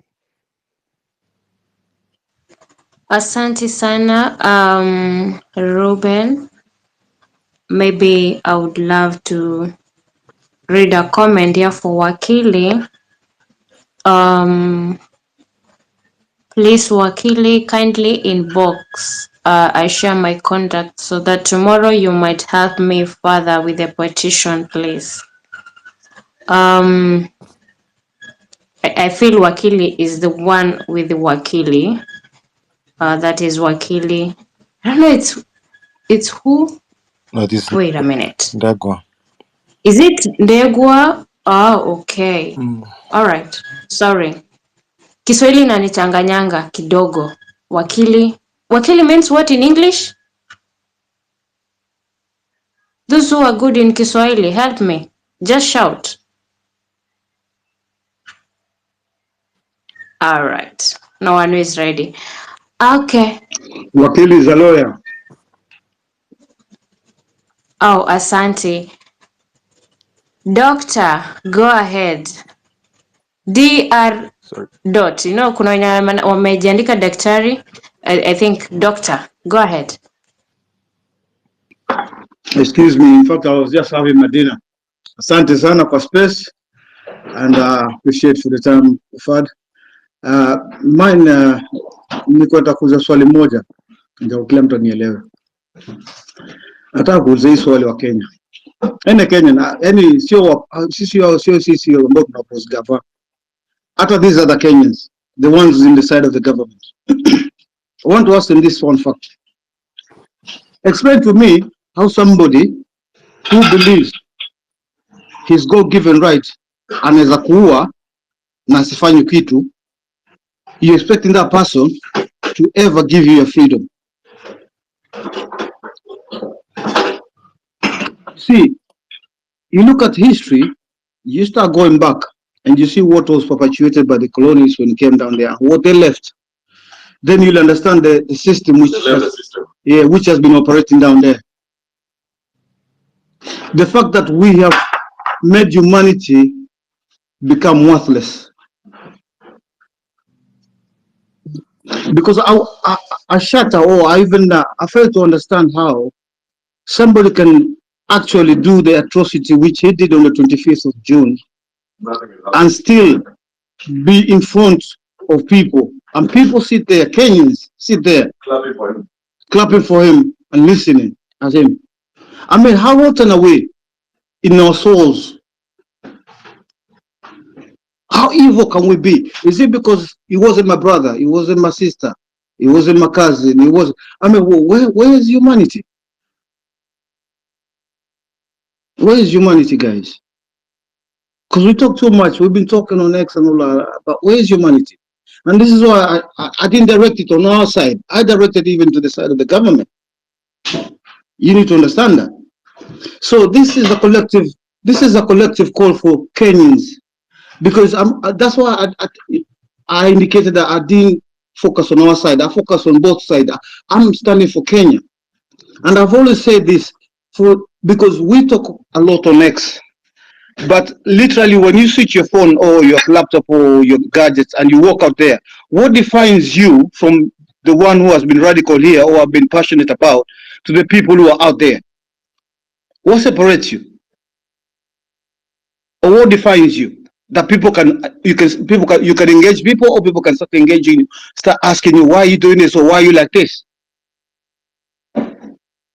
There's nothing. And I've always said, I try to push this idea that tafuta scarf ya Kenya, funga hata kama ni kwa kichwa, hata kama ni kwa jeans, hata kama ni kwa shingo, wear it. Let that be a symbol of what we're fighting for: a better nation, a better motherland, a better Kenya for each and every one of us. We cannot sell our land, and I mean, we cannot sell our soul to the devil and sell the only thing which defines us, our land, that is Kenya. So please, spread the word. People walk in the kazini, kama unaenda biashara yako, just carry a Kenyan flag, tie it somewhere with you, take it with you everywhere. Let that be a symbol of what defines you and what you are wishing to lay your life down for the future of yourself, your children, and the generations to come. Thanks a lot for the good time. Say bless. Nane pamoja. Asante sana, Daktari. I feel the energy because I can also hear another energy from behind. Anyway, VK, go ahead. Hi people, how are you? Thank you for letting me be on space. I think this is my first time to speak on space. Currently I'm not in the country, but wherever I am, I will still continue championing whatever that is taking place in Kenya and this movement. I'd want to say that it's not just about the movement, it's about we as Kenyans. I have a few things. First of all is to rest in peace to the fallen heroes. And for sure, we will not let that blood go down the ground without continuing with the fight and whatever we started. One, I'd want to air out my anger, like it's with utmost disgust for Ruto and his government, and I'm not ashamed to say that. And anyone who's in this space who's trading our democracy for us to be silenced, shame on you for your own selfish interests. Then the other thing is, I'd want to say that if you can be able to do civic education through animations, through stories within the communities, within the villages, huko ndio shida iko, especially with these border people, mama mbogas, all they rely on is just zile news wanaona kwa TV, of which na tunaona sahi it's already hijacked. The other thing I want to say is, I'd listed them down, sorry. There is no way we can stand as young people and let our own parents silence us. Personally, today I had hiccups with my mom because she told me, "Can you stop posting whatever you're posting, especially using your number?" And I was like, "No one will silence me in fear, and I'm not fearing to say that Ruto must go and Nane must be there, and I will continue championing and." In whatever way I can contribute, as much as I'm far away, in whatever way I can contribute as a Kenyan, I will always do that. And I want to thank everyone who's inputting information here. We are learning a lot. We are getting to understand a lot that is happening in the country. Trust me, mi sikuwa najua vitu zingine, nimekuja kuzijua juzi. So nimeanza tu kukua ka activist out of nowhere, but it's because of the things that we are learning. And I'd want to tell people that huku nje kwenye tunafanya kazi hizi majuu mnasikia, it's not easy either way. In these countries they also have policies, they have rules. First they embrace their own people in terms of employment. So sijui mkiambiwa mtoke Kenya mkuja na huku mnakuja kufanya nini. It's really hard surviving out here. One, we have no social life, we have no good food. Anytime we try to come back to Kenya, we are trying to unatry kukula zile vitu zenye zitarudisha damu nini and what. And here you are being told ati mtapewa pesa mu travel nje. There is no jobs out here. Let's work on our country. Let's push this government out. Ruto should be one person who should be thinking of how to revive industries. Ukiangalia EPZ ile inakuanga Kitengela. We cannot be making our own jeans to sell them to this western countries alafu zinakuwa branded Tommy Hilfiger, unakuja kuinunua tena Kenya at 15,000 ama at 20,000. That's insane. I don't think I have much more to add on. It's just to thank everyone. God bless Kenya. And personally, I'm not giving up on this. Ruto must go. Muingia Kenya kanatoka. I'm privileged enough to make it to Kenya every now and then, but I will not stop championing for this movement. Whether it's through Mchanga, whatever platforms you have, I will continue pushing for it. I'll continue reposting, putting it on my status, and hata nikimitwa tu kazini, especially watu wa diaspora. By the way, most of them wako tu ati wanasema nini, as in most of them they don't know what's really happening. So if we can get an avenue of where we can hold these Twitter spaces to the public, that will be a very good thing. And yes, thank you very much, and do have a good night wherever I am. Yeah, bye bye. Wow, very insightful, very insightful. I'm sure there are a lot of VKs here who are, when you post something, your mama or your father is just like, unadu, wewe unafanya nini? Anyway, it's not an easy journey, I'm telling you, it's not an easy journey. We are fighting a lot, we are fighting a lot. Glass.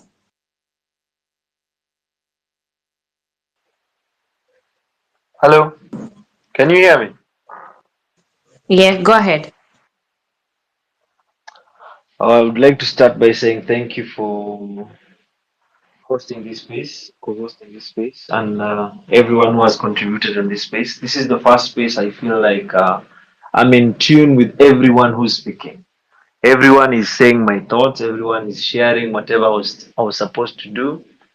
I'll just like to have a few words and say that a people united can never be defeated.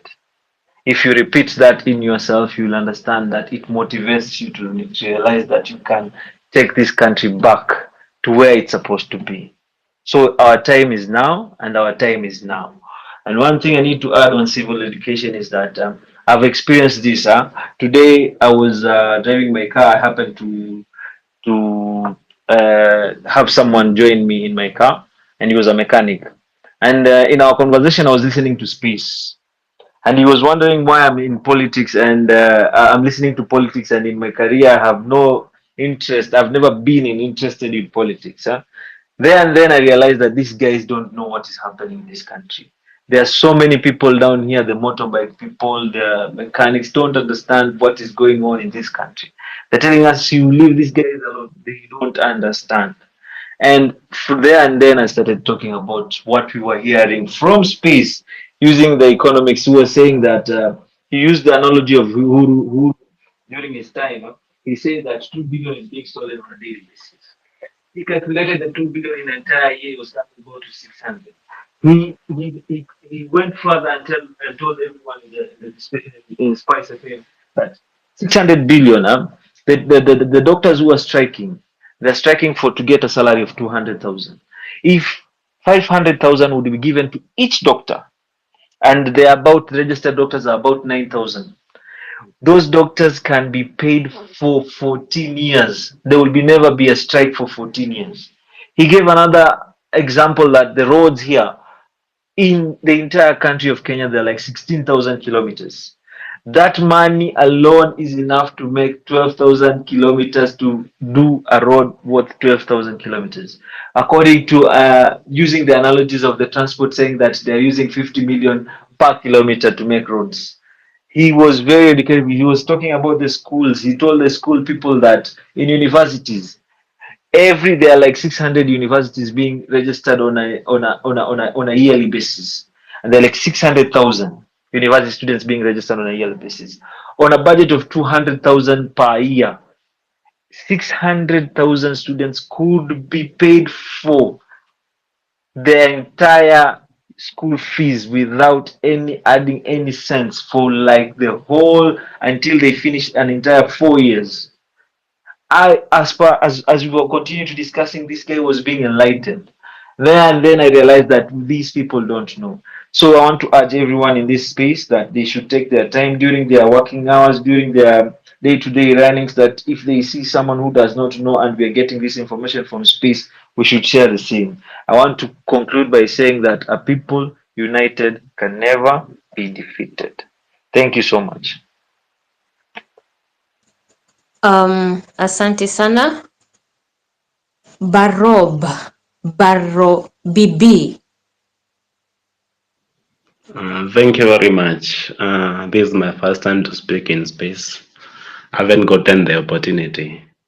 First of all, let me send my condolences to those who passed on 25th during the protest. My first point that I want to put across is that most of the institutions in Kenya are not working. That's why we have to come out in large numbers on 8/8 so that we can push for these institutions so that they can work and benefit the Kenyans. For example, I've done engineering. There is this board we call Engineering Board of Kenya. For example, you go in an institution, you do a course. This course is uncredited.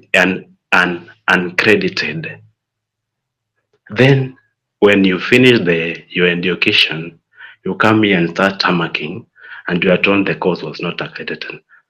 And these courses were approved by the Commission of Education. And yet you pay school fees for 5 years, you pay school fees for 4 years, and yet you don't benefit from this at the end. When I was schooling back in 2014, there is this company which was called Everead. It was very smart. It is just at the roundabout in Nakuru. And they gave me motivation that when I could finish schooling, I could get job in Everead or any other company like Mumias. But these companies are all closing down. Where are we heading to all as Kenyans? Who is our savior? Who is our savior? So on 8/8, let us come out in large numbers. I have heard Dr. Onyango talking about people missing exams. It's very hurting. People are missing exams somewhere, and people somewhere are roasting money, showing money. It's immoral. We have to change this. We have to come into a conversation table so that we can make all things right. All things must be made right from the beginning, and this will happen on 8/8. Finally, I'm sorry to Dr. Kigami. You are fighting for us. You are fighting for the justice of the Kenyans. May God bless you. Thank you, Kenyans. Asante sana Baro. Omino. And then we have Dennis. Yes, yes. Many thanks, guys. I think this is quite a good opportunity for us to keep engaging and discussing more. First of all, I'm saddened by the fact that we really lost a number of us in this fight that is quite involving. It really involves a lot, and I think we are reading from the same pages. Though a few of us, I think, sometimes tend to divert. I don't know whether it's a matter of self-interest or for some reasons they're threatened, but I really want to look at the history and where we are coming from. Yes, it's by the fact that we really walked a long journey.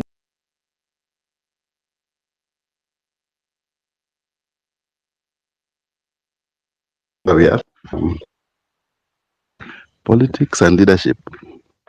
But putting facts clear, uh, there is one element that I think plays a major role, which is to do with leadership. I had one of us talking about representation, and I think representation is very key. What has really ruined the minds of the majority of the youth or the young people of Kenya is that they are too much into politics and very limited when it comes to leadership. In the last 2 weeks, I have been traveling various parts of the East Africa, and specifically being in Kenya, I've had conversations with a number of people regarding what is going on, where we are currently after the protests that we had, and I think we still remain divided as a people, not realizing that we are fighting a battle that we should not stop. At one point, we had our forefathers. They fought this fight for freedom, and we had this freedom. But the freedom that we have seems like we went back into the hands of the colonialists, so we don't enjoy that freedom at all. But then we are supposed to focus on where we are heading to. Like, we cannot play the same game every day and expect to have a different result. If we are moving a journey, and of course we are looking forward to not giving up, then that should be the course. For me, seeing youths being manipulated politically, someone just coming up and then all of a sudden they're summoned maybe to some meeting somewhere and they fall off the journey. Like, I really find myself, it saddens me so much. Like, what is the cause of the fight? Have the youths become so greedy to the point that they cannot really feel that they're supposed to have a force together? They're supposed to set them forward. Like, how united are we that we can move together as a solid team and ensure that the end game is achieved? We are not talking about the Nane here. This is a big one. But are we all ready to get there? Because at the end of the day, things can be messy. I like the advice that has been given here, of course, in terms of traveling. How do you manage your travel preparations, accommodation, and all that? Yeah, they're very important. I always advise, do not walk with the crowds all the time until you get to a point where you can converge. But in the preparation stage, be very careful. And I'm very sure in this country, the youth who are so learned. In fact, it is just disappointing that the political class and our leadership in this country, which are not even leaders, are not even as learned as the youth who are jobless are. Where we have the DCI, I will tell you that the people on the ground who are currently students and out of colleges and still furthering their studies are more equipped with knowledge and can even tell what the government cannot even tell, what the DCI cannot even inform the government in preparation for any chaos that might erupt anytime. So we are smart, but can we really invest in this smartness so that we can also move forward to the point that the government will find us ahead of them, and we must keep it. So I want us, as the young people, let's support and stand with each other, whatever the cause is. Let's support and stand with each other, because we have been in this mess for a long time. Look at the elements of accountability. Just then I was seeing the governor for Isiolo, I don't know, having spent some 500 and something million on other expenditure. Can we really even have understanding of what the county government spends and what are other expenditure? When somebody comes to you with this kind of issues, how do you relate with them? Because the system has been corrupted to the point that even the people who are supposed to help us fight, the different departments, now we have the police here killing us instead of protecting us. We have the judiciary being manipulated to oppress the poor. Like, if you have nothing and you've stolen, you are the one who will be asked to pay something to be maybe left. I mean, to be freed. That is, and then you have somebody who's going to steal billions of shillings and they cannot even be arrested. Like, do you really have understanding of how these chains work, how the systems are manipulated? We cannot keep having an eye on the same message every day and still believe that we're going to walk to the right direction. When it comes to matters politics, I really have a feeling that we have not really taken our steps right. Some days back, I was telling a few people that why can't we just identify people in different parts of the country, even in the legislature? Can we have representation of people from different parts of the country who will come forward and we support them? The person who talked about no political party, I partially agreed with you, but it is by fact that we cannot go leaderless forever. Let's just be honest. We might want to have it for a very good reason, which I know. It's because if we have a leader, he will manipulate it, and we don't want to get there. But let's also think, can we really march up to the very end with no leader? Where will we? Then that means we are going to move at a force and everybody will be involved. And nobody is supposed to sit back and watch, but we're going to move together. Even if it's a matter of being killed. Yes, those of us who are in the front, let us be killed.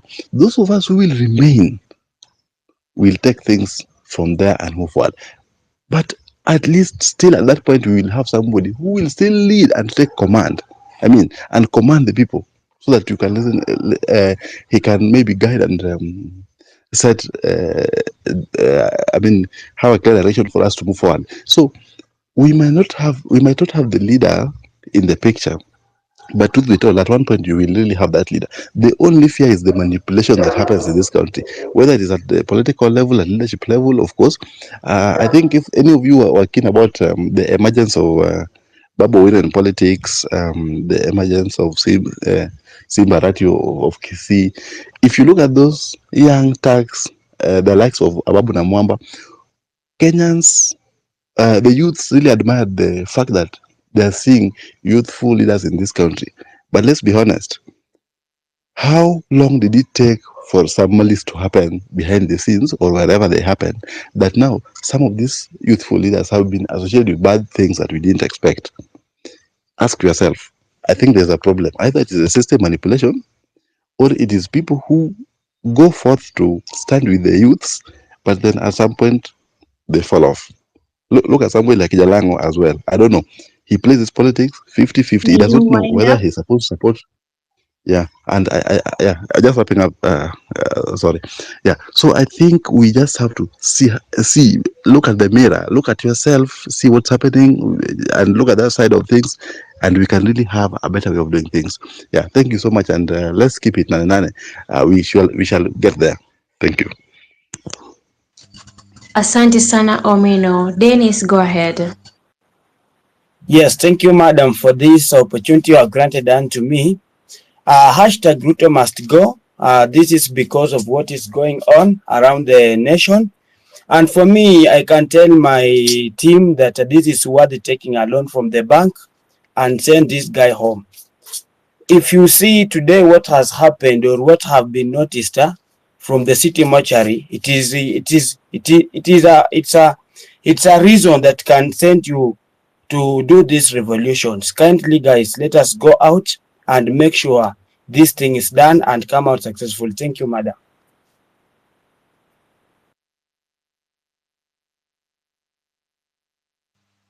Asante sana. Markman.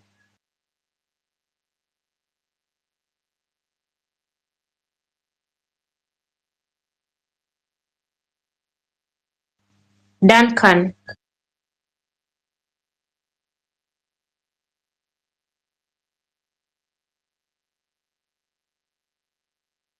Wait a minute.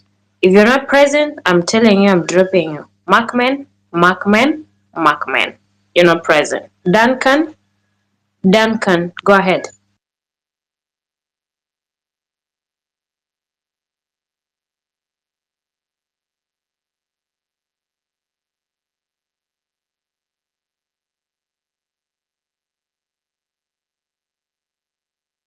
Frontina, Frontina. Are you present, Frontina?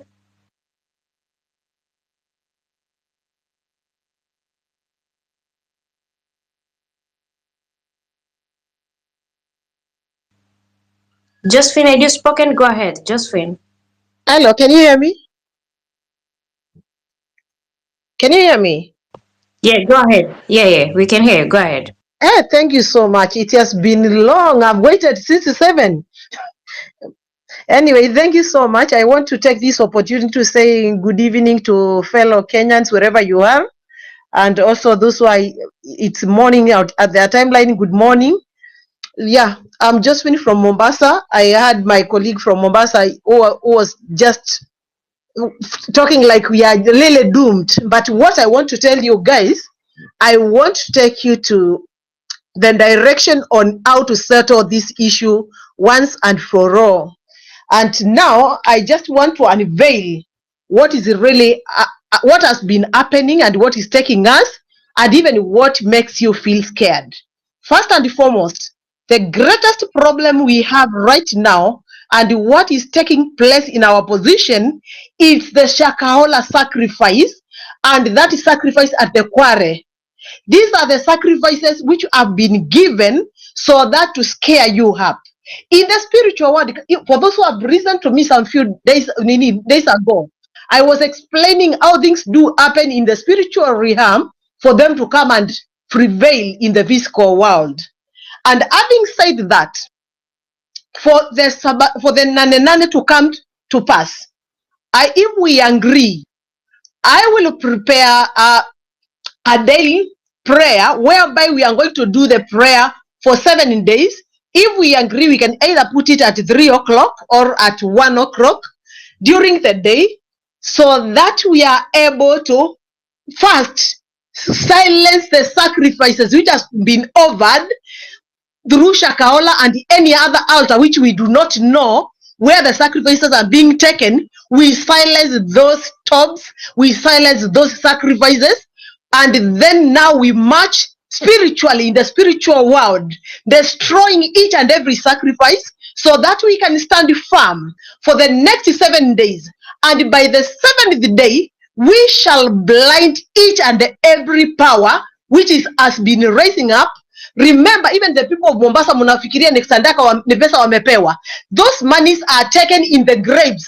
Sinaoshwa na maji ya matanga na sinanenewa maneno. Then after that, you are given that money. That money, somebody says, it and says, anybody who receives this money, let them always come rushing to me like people who are coming for burial. And you can imagine for burial how many people flood in those areas.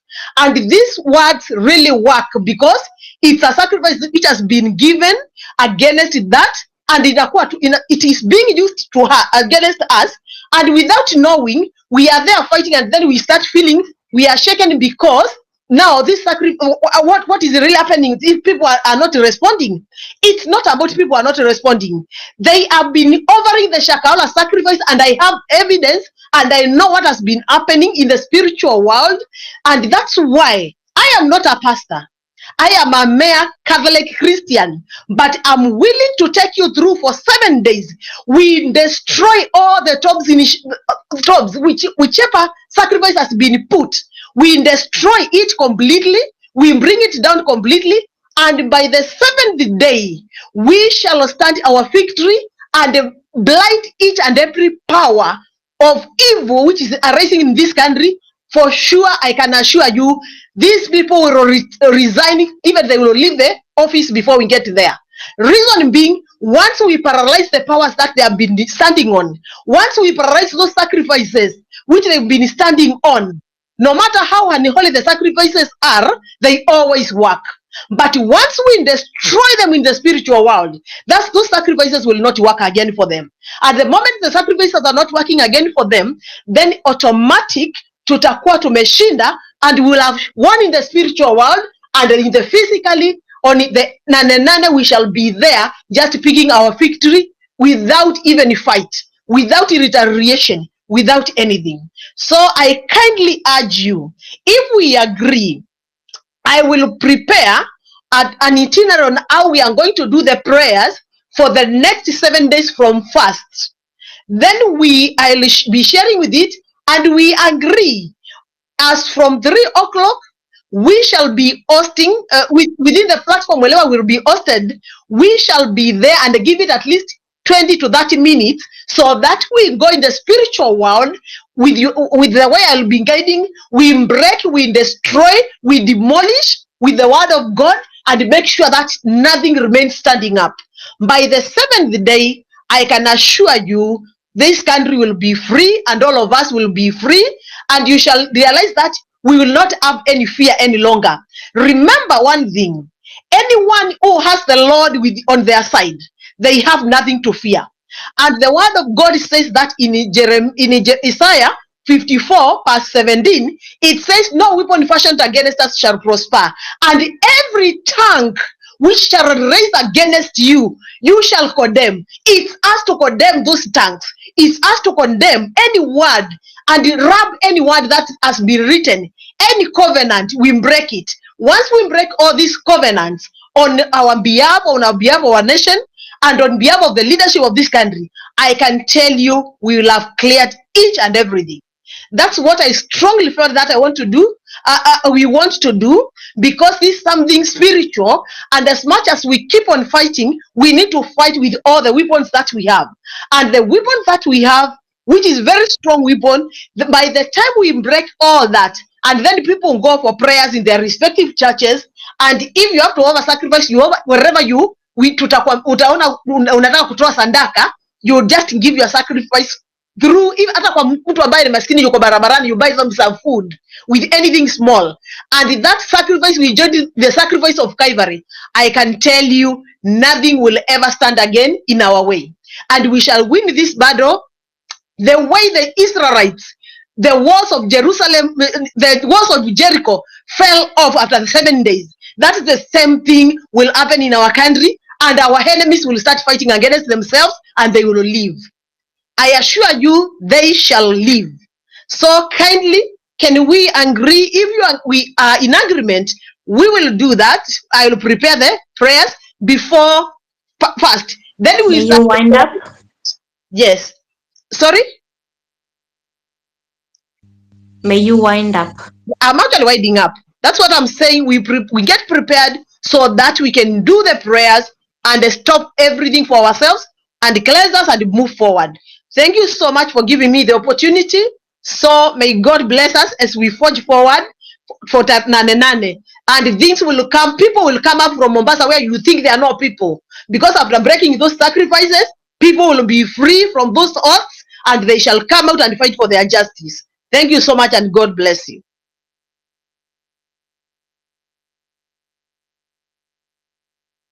JM, go ahead. Yeah, thank you, S, and thank you for the contributions. Okay, this is your friend Esmond. Apologies, I'm using a different account. Okay, I would just really want to appreciate the spirit and the power and the conviction that we have. And also thank you, Josephine, for sharing that. But I just want to tell you that the biggest stronghold we have is the people are taking bribes from the from the politicians. Some of these things, they actually just things in our heads that have completely destroyed us. But I don't want to go into that. Let me make a quick submission here. Nane is a big deal. And I think there is nothing that scares your enemy other than the numbers. It's going to be bad if there's anybody that's going to be left behind. So my encouragement is that we mobilize as much as we can. But remember that we are dealing with somebody who was brought to power through prayers. And every single time that he realizes that he is being cornered by the movement, he runs to the church. He did it by inviting them as the first group to the State House. And after he has done some kind of weird alliance with Raila, then he runs now to the church and to the podium. My biggest challenge is that I don't think we are dealing with somebody who is actually mentally Okay, it is one of the worst things I have ever seen on somebody who even believes their own lies. All who thinks everybody else in this country is stupid and is the only smartest person in the room. Friends, the challenge we are dealing with, I've started to believe that this is a man that is already like really dealing with a psychiatric challenge of which if he doesn't come out and create a room for him to lie to people, then he does not have the power. So his power really is vested in either going to lie and going to sanitize himself in the pulpit. So that is what we need to deny themselves. And that's why I was debunking, and I think as we were together some, I was debunking this idea of people telling the young people that if a politician comes and gives you money, take it, but you know what you are doing. That is the worst evil I have to deal with. Do not take money from a politician, because that is exactly what is causing this problem that we are dealing with, friends. We are confronting people who have mastered the art of manipulation, but also who look at us and think that because these people are poor, or in their definition of poverty, then we can control them because they know. Let's amass all the monies that we can amass, and then we know when the time comes, we will control them. If there is a time that we need to show them that their money is useless, it's actually filthy, like filthy rags, this is the time. This movement has the power to show them that whatever you have stolen will not buy anything that will put you in power. It will never buy power for you. So if we get to a point of starting by genuinely rejecting the politician's money, and we get to a point of recognizing that enough is enough, all we need is to come together and know that we are one people, one nation. And we cannot be subjected to the lies of somebody who gets elected so that it can create jobs and bring manufacturing and everything into the country. But then he thinks he has the power to go and create jobs in other countries. Sasa hii ni ujinga gani? And then we have somebody who genuinely believes that he needs to be given credit for because he did not break the law, telling us that I had the power to do what? I can shut all the, the media houses, but I did not do it. Now we are dealing with a very serious case. It's about time we start looking at it from a certain angle that is way beyond just incompetence. It is something that I feel that they have looked at everything around us and they think we are very stupid. Nane, if there is anything we can do to mobilize as many people as possible, if you are able to bring one more person who is not able to come by themselves, but their company you don't have to bring, let one person bring another. If you can bring 3, you can bring 4.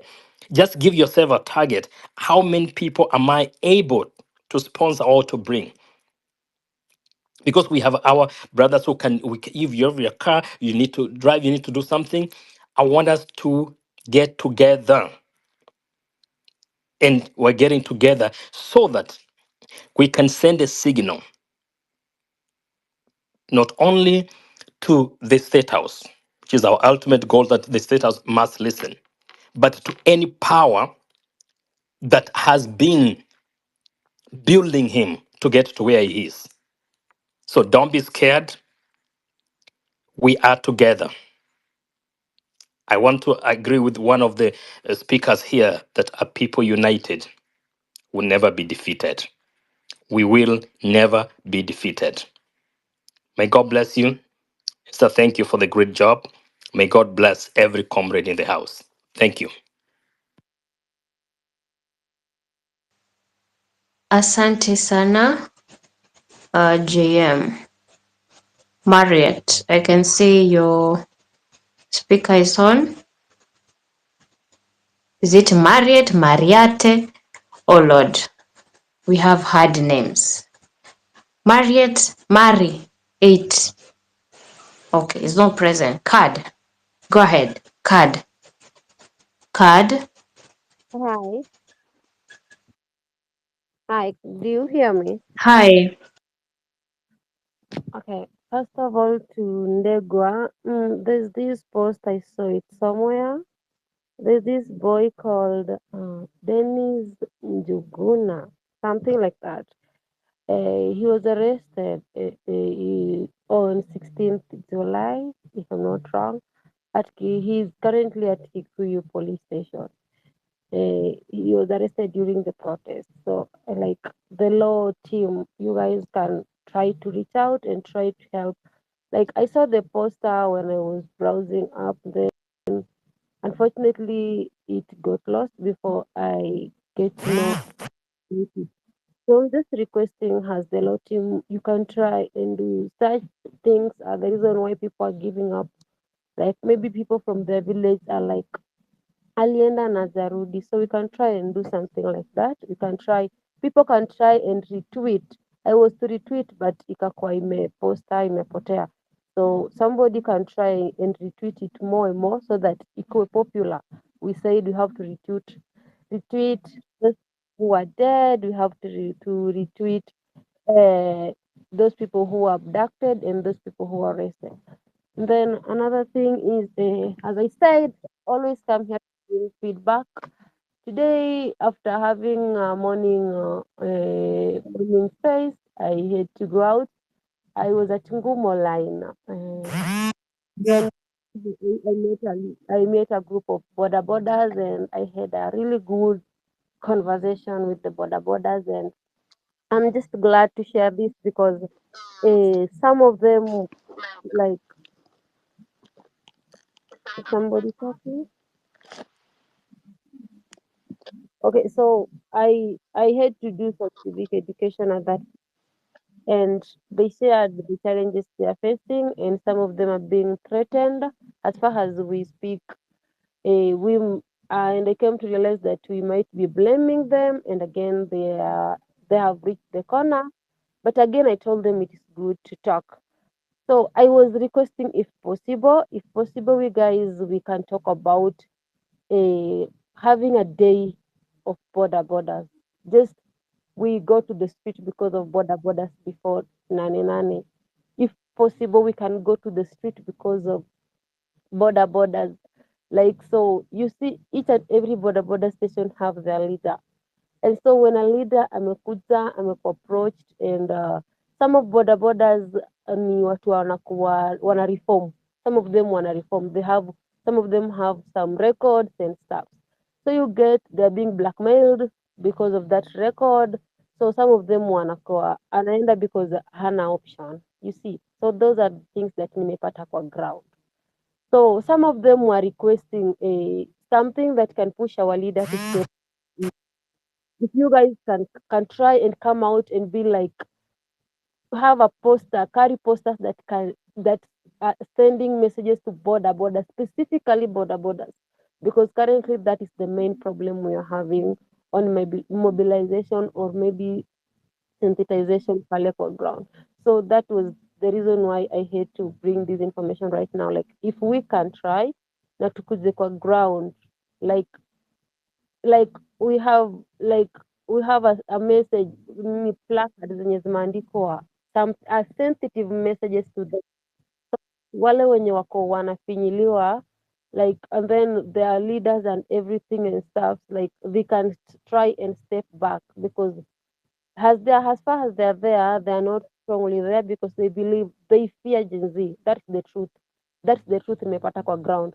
They fear Gen Z. So even as I was talking to them, they were like, if he happened to see you here, automatically tutakuwa pia in a certain situation like pressure, because what they talk as a team, what they talk is about Gen Z because walikuwa hiyo the other day huko chao. So they were saying, walisema hadi walikuwa wanasikia pesa walipewa, walikuwa wanabeba watu watatu, and then you are given 5,000 and then unawekewa mafuta. You see how our tax is being used outside here. Hivyo ndio venye pesa zinatumika. 5,000 mafuta 1,500 and then you go and then you call somebody with a rungu, or you go the placards and then you tell people you want your mothers to work and everything and stuff. Those are the information nimepata for ground. So the reason why I requested the mic is I'm really requesting if there can be a day for border borders, a specific day before Nane. We can just say, okay, we are not coming to the space, we're going to the ground for the border borders. You can cloth, if it is black, if it is white, reflectors, carry placards, carry your flag, carry your water, carry your phone. We carry hata kama tuwaongeleshi. Once they will see that, they will feel the fear inside them. And because they know that it is the community they live with, not the politicians, they will start to know what they're doing is wrong. Thank you so much, Esther, Viva, Nane everywhere. Just have a good night, guys. Asante sana Kad. I do not want to be a preacher, but okay, let me hold that.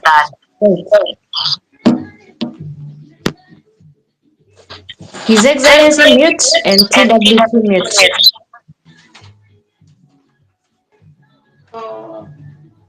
Hello, guys. Can you hear me? I've said all of us to mute. Kindly. Oh, it's okay.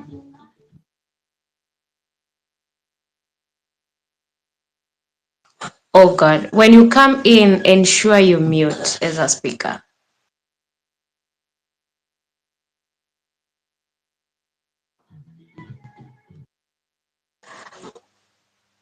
Kindly mute. All right, I wanted to just say something. His Excellency, oh Lord. Mute.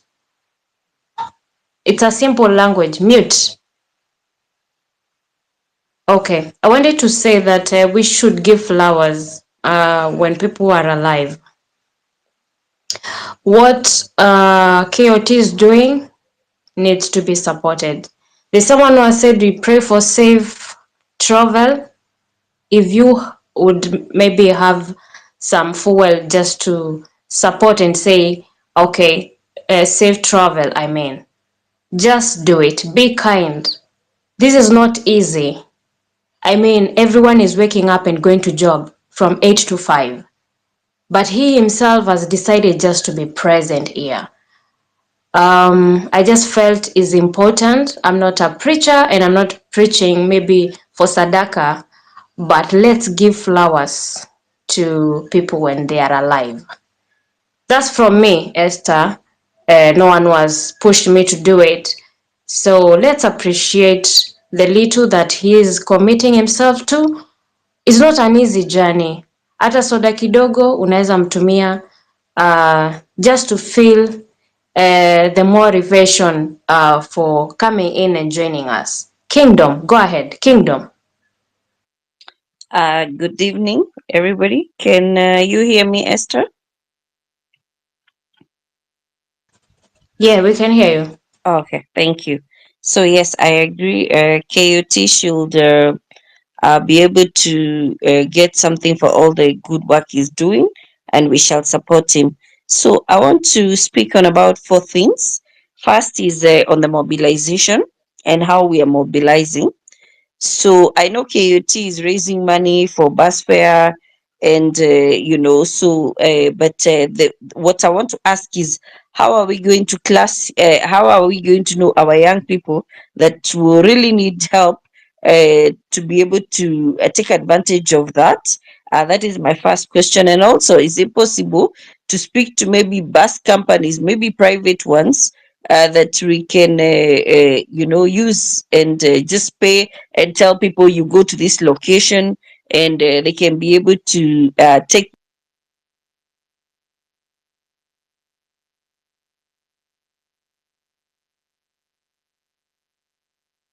Did we lose Kingdom or is it my internet? Can you hear me?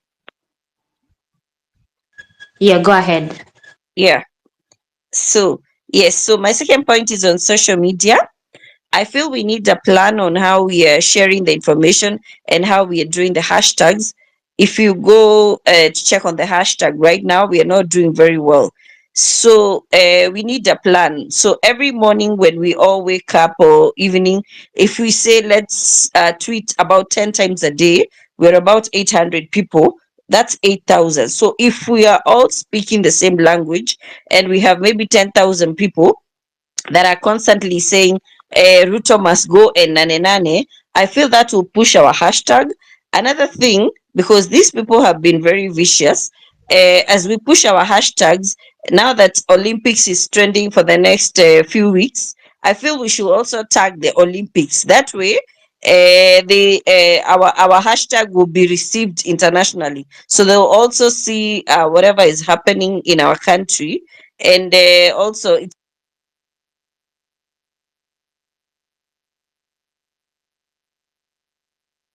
Did we lose Kingdom again? Kingdom? can you hear me?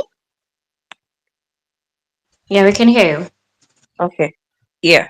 So sorry about that. Another thing is let's share it on our WhatsApp status.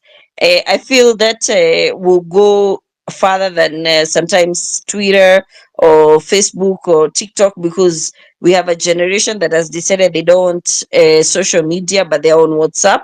So let's share the Nane Nane flyers there. Let's share the videos, let's tell them what's happening. We're getting so much information from Twitter for issues on the JKIA, the minerals, everything. Let's all share it out on our WhatsApp status, and I believe that is also a way of doing the civic education. Let's keep telling them what's happening. Like today, I shared the video on Mombasa, what happened to Jichopevu, and people were shocked on my WhatsApp status. They were like, "Oh, these things are still happening," because they didn't know it was happening. So let's keep informing people on what.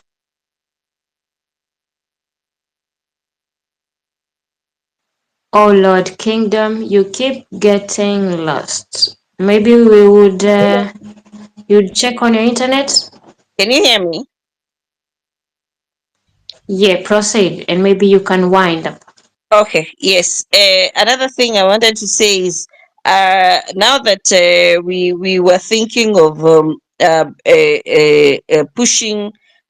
pushing away mainstream media, since mainstream media is being hostile to us, maybe we need to take a day to just make sure we push a hashtag of boycotting them.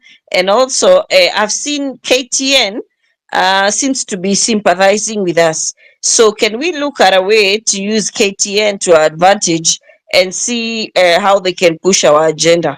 So that's all from me.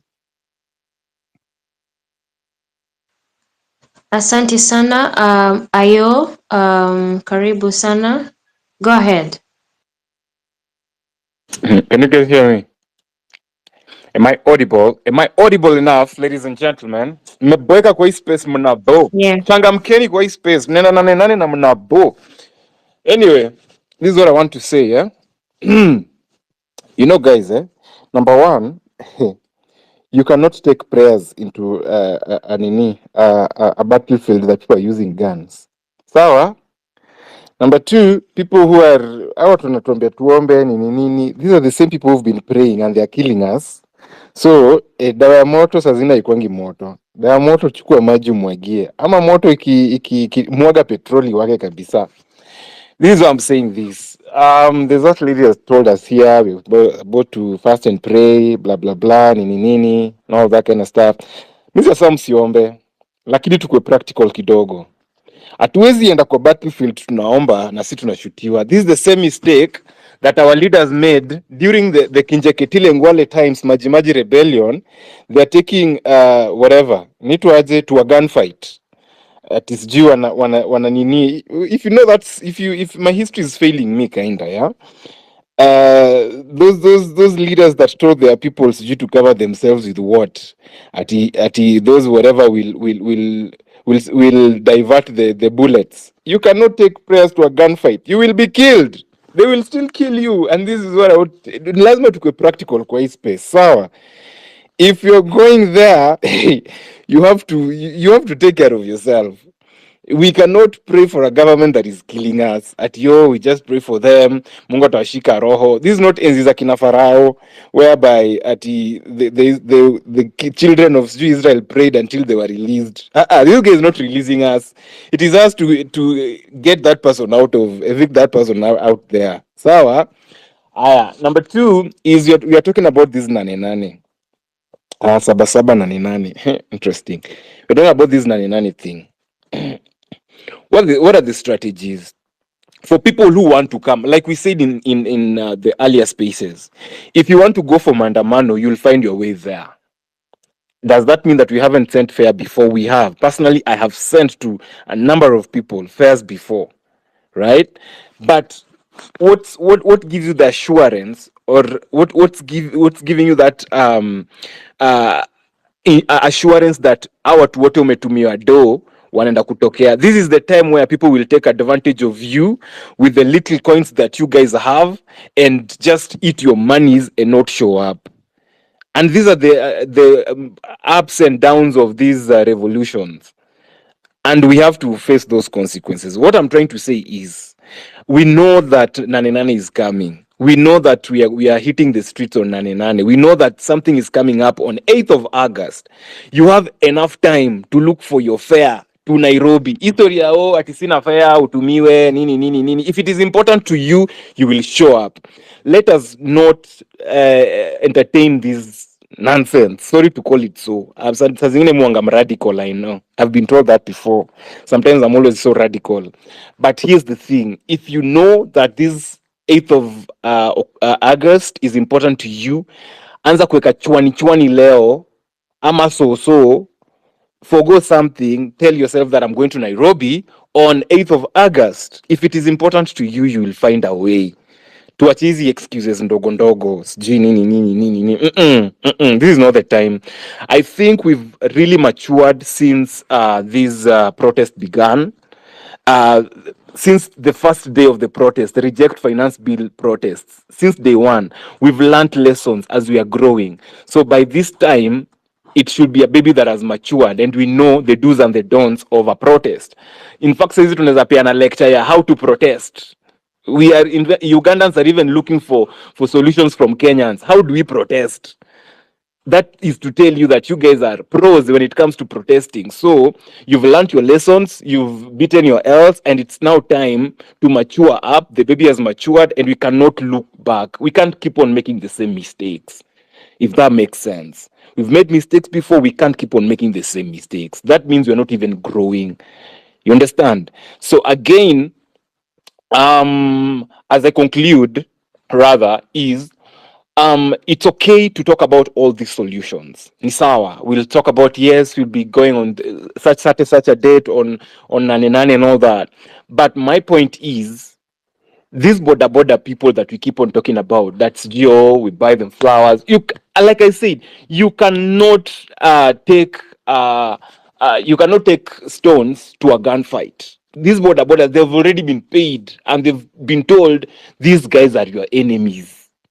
They've already been told that our say washughulikiwe hivi na hivi na hivi, and that is how you cannot negotiate with a goon.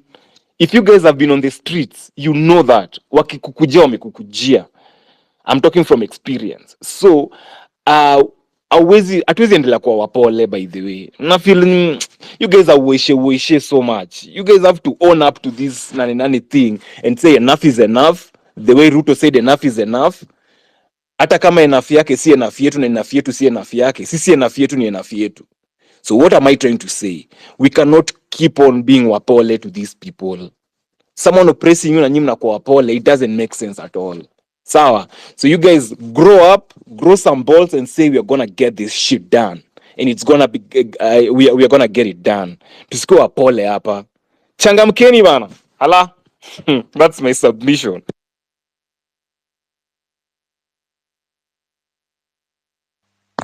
Asante sana Ayo for that insight. Like Sean.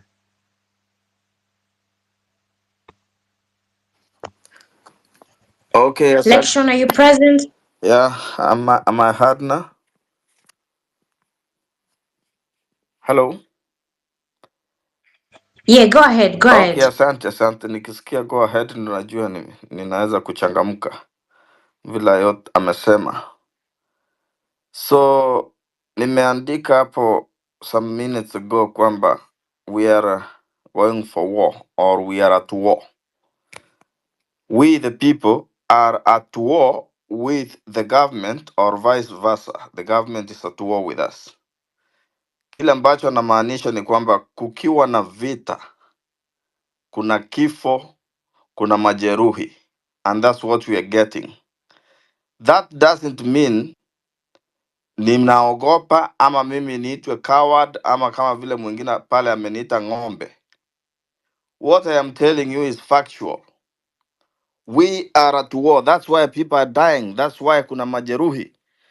But mimi kama kijana ambaye nilizaliwa boda ya vita, when there is this kind of war, the spirit must rise even more. Wakati wa kuuliwa lazima sasa ndio mori ipande. Wakati wa kukamatwa ndio lazima mori ipande.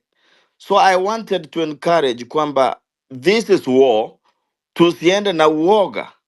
Wakati mwingine amesema tunatafuta accommodation na accommodation. Kwa vita hakuna accommodation.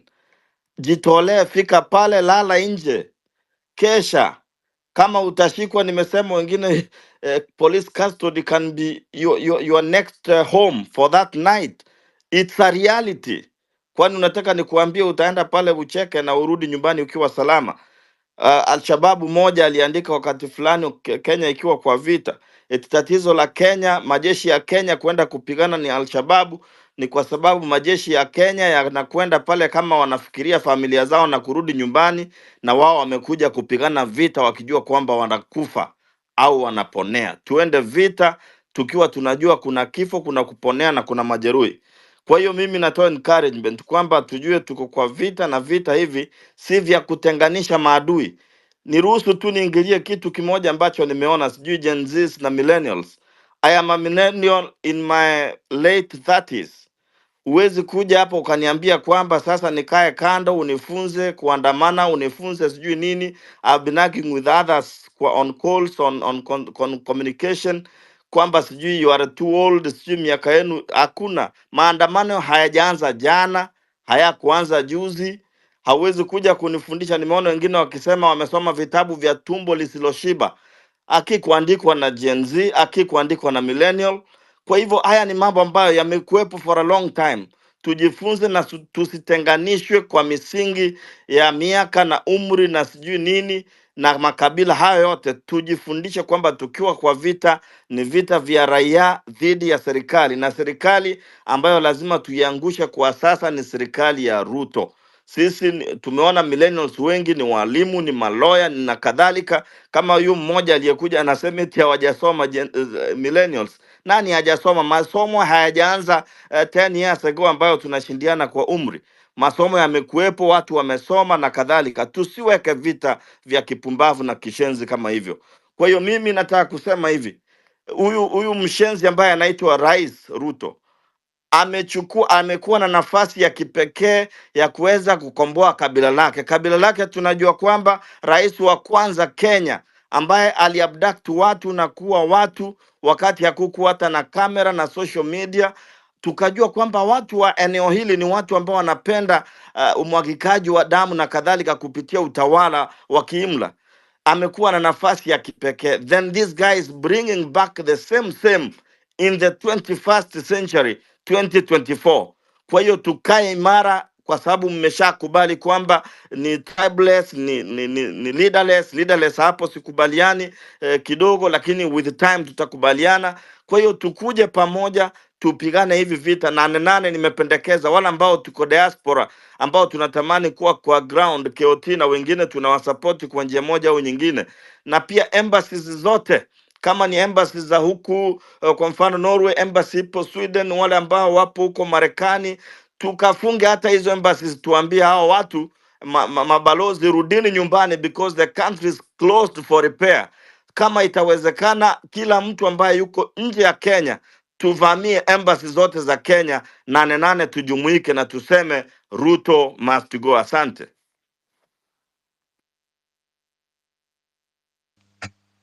We election Laban.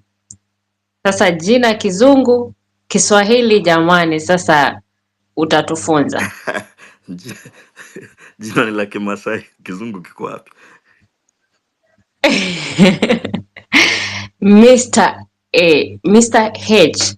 We don't worry, Amakamba. H. Yeah, Which yeah. is which? Mr. H iko sawa. So I can go on. Good evening to everyone. Manze nasikia poa. Kuchekiwa sana, napenda nchi yao manze. Nilikuwa nimeboeka at some point, nilikuwa naona wasome normalize uwizi na ilikuwa na so off late na feel spirits zangu ziko high sana. Kuna wasa wanapenda nchi vile mimi napenda, so imeniweka kwa position ya zile vitu nilikuwa nikitaka pia zifanyike. So kuna mass that inatakiwa vitu zifanyike, which inanibamba sana, na number one nataka pia tu concentrate sana na accountability. Juu accountability ndio everything inaleta hii shida yote. Na ukiangalia hii gava aja yake hiyo kama the first thing that wana tackle, unaona. So kitu si tunafaa kufocus nayo sana ya accountability ni kwanza tuoccupy EACC, hiyo Ethics and Anti-Corruption Commission, tuoccupy huko, watuambie ni wameshika wakina nani wako na pesa. Kulikuwa na zile programs za amnesty, wale watu walikuwa wanaserenda mali zao wasamehewe, tujue ni how much wameshika hizo do na hizo do zitafanya nini.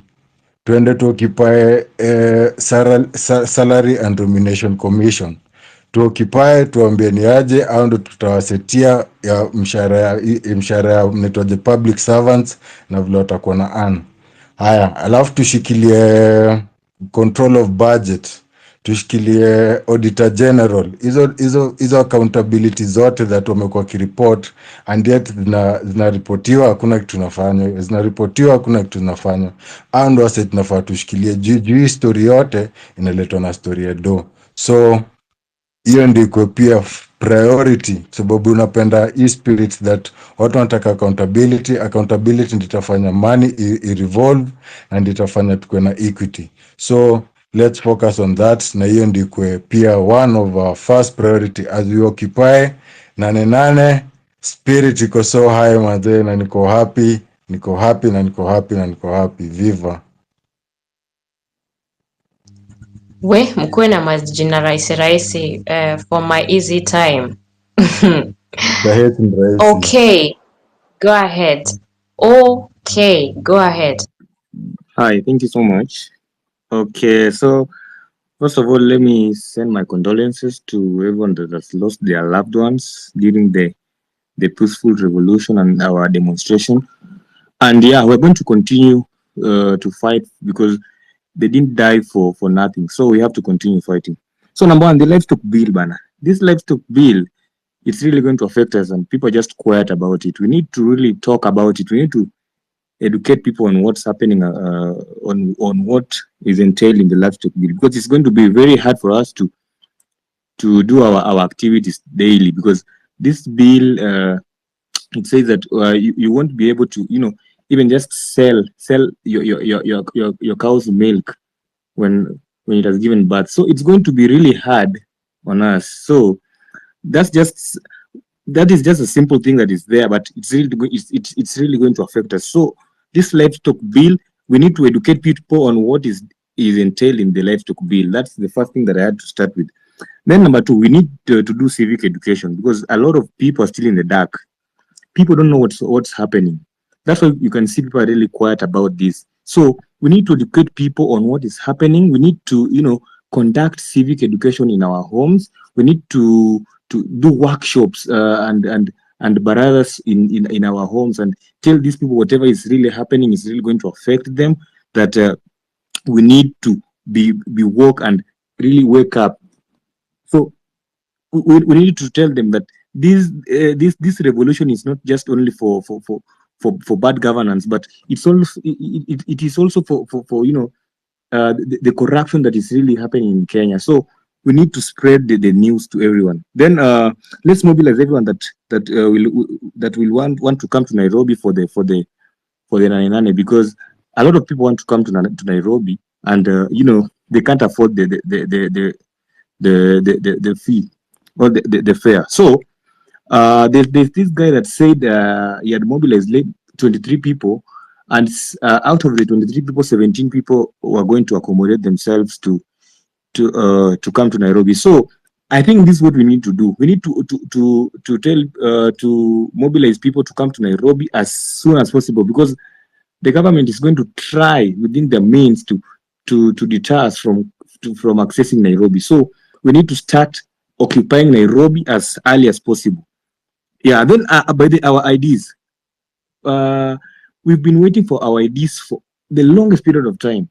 We can even see students are now going to miss scholarships because they don't have IDs. The government have just confirmed. So we need to make noise. We need to really make noise.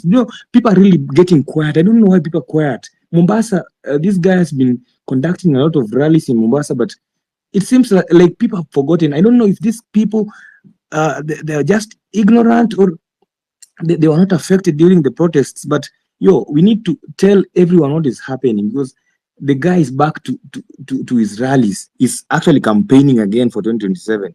Then our hashtag Ruto must go. It's really dying. It's dying. We need to. How many people are we in the space right now? We are 620. We are over 628. Please, just post the hashtag Ruto must go, and don't just post the Ruto must go hashtag. Add something hapo kando yake, so that it is not considered as a spam, or So the hashtag must be alive. Lazima tuweke the hashtag. We have to keep it going. Then we saw today hapo kwa news that there are 50 unidentified bodies in City Morgue, and a lot of people are still missing. So these guys walikatazwa the access to go and check if the bodies that are there and their relatives. So there's something happening in this government. I saw someone in Kitengela that someone had been missing for the last 2 weeks. They were arrested, but they were supposed to be appearing in court on Monday today, but they didn't appear. So something is really happening. Something crooked. Let me say crooked is really happening in the government, and we are just quiet about it. Please, we need to make noise. I'm really stressing on making noise. We really need to make noise, and Nane is going to be massive. We have to come. We have to occupy State House. I know a lot of people are going to sell fear to us, but we have to occupy State House on the 8th. So, guys, as I finish, let me finish by saying we really have to keep the hashtag moving. We are 600 and we are over 600 in the space. Kindly just retweet the hashtag Ruto must go and add something kando yake, so that they don't say it's a spam. So thank you so much. Asante sana. Okay, Doctor, are you present? Doctor, kindly, if you're not maybe called upon, just mute. It's courteous. I mean, His Excellency. Oh God.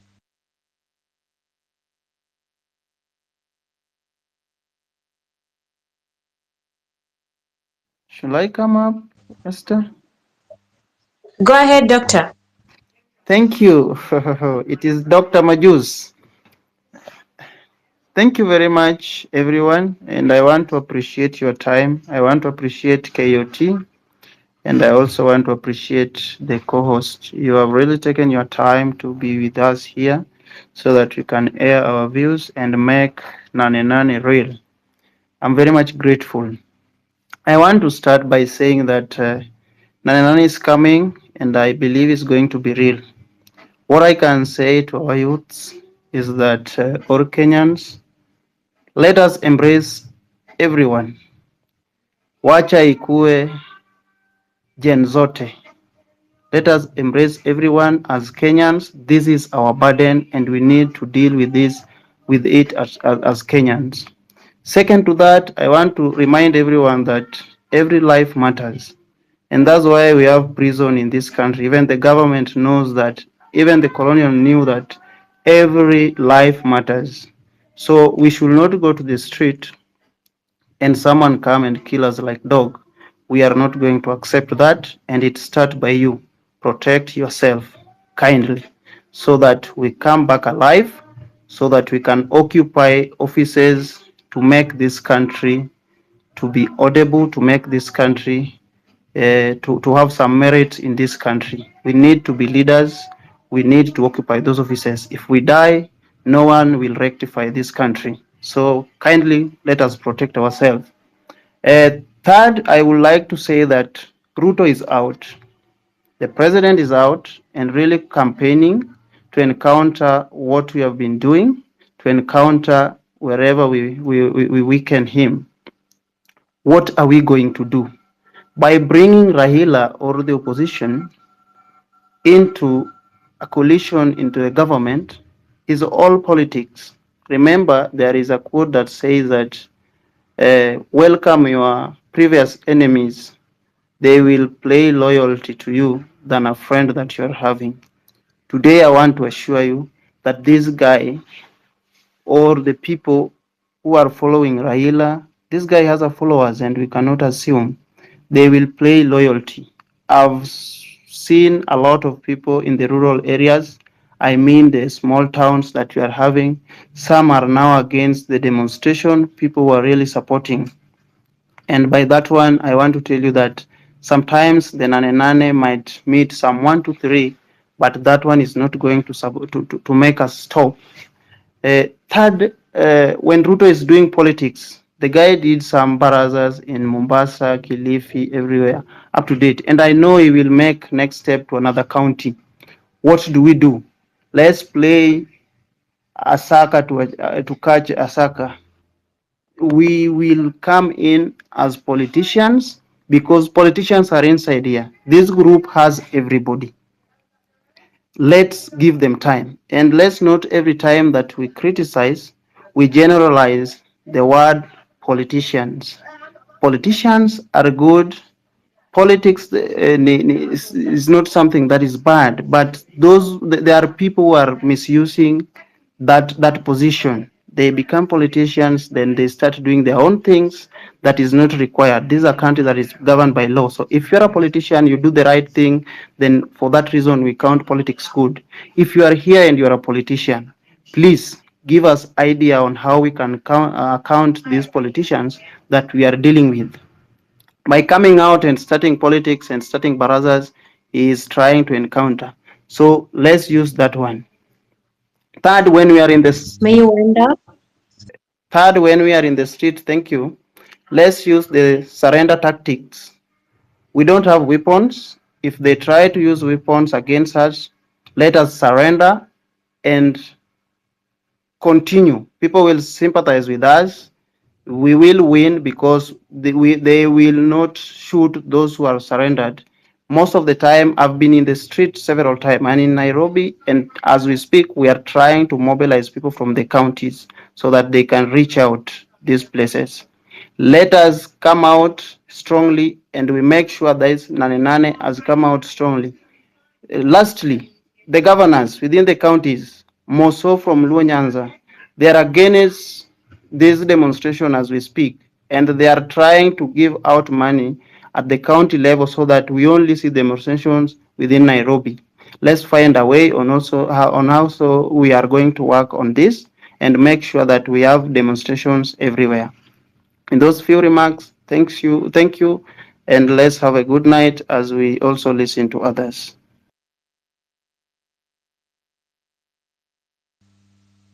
Asante sana, Doctor. Mtu. Hey, ni mtu Jazi. Am I audible? Yeah, you're audible. Okay, thank you. Sasa mi niko na points mbili. The first one, nataka kuambia vile hii serikali iko clueless tangu tu ichukue powers. kwanza sijui kama mnaweza kumbuka kuna time yenye Rigathi Gachagua aliingilia coffee sector akasema anataka kuondoa middlemen juu because anataka like the farmers wakuwa wanauza their produce directly to the consumer.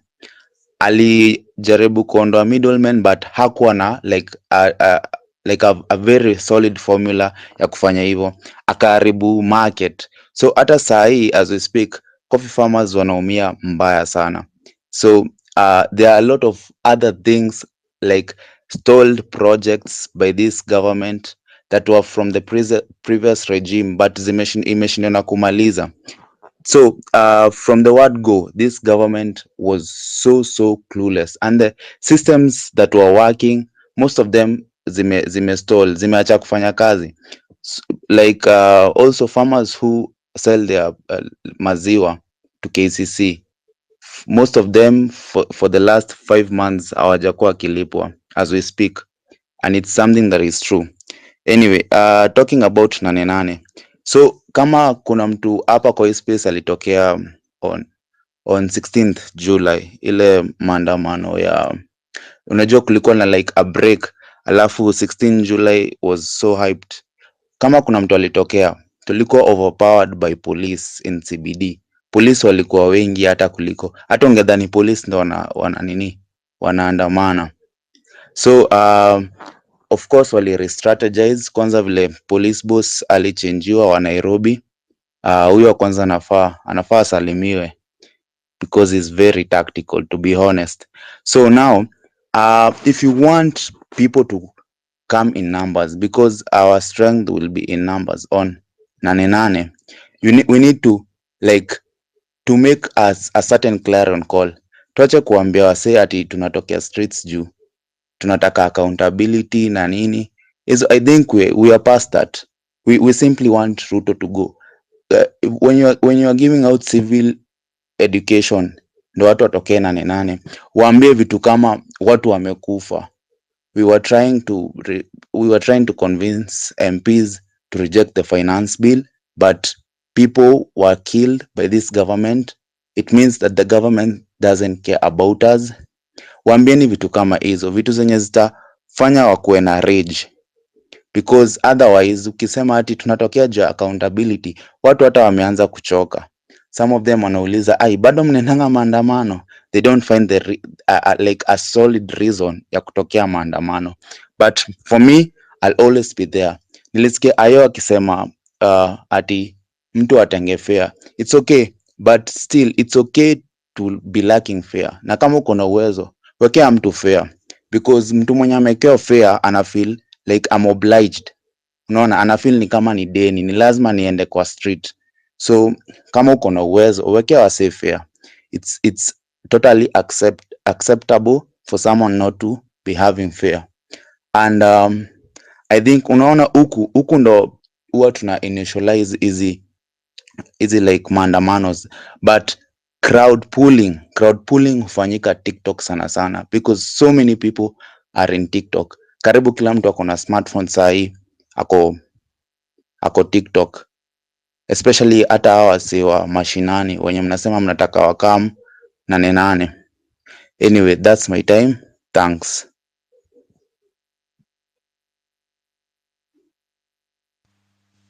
Asante sana mto Jasi. Twilwi, TWTLWI. Majina ngumu huku. Thank you. Can you hear me?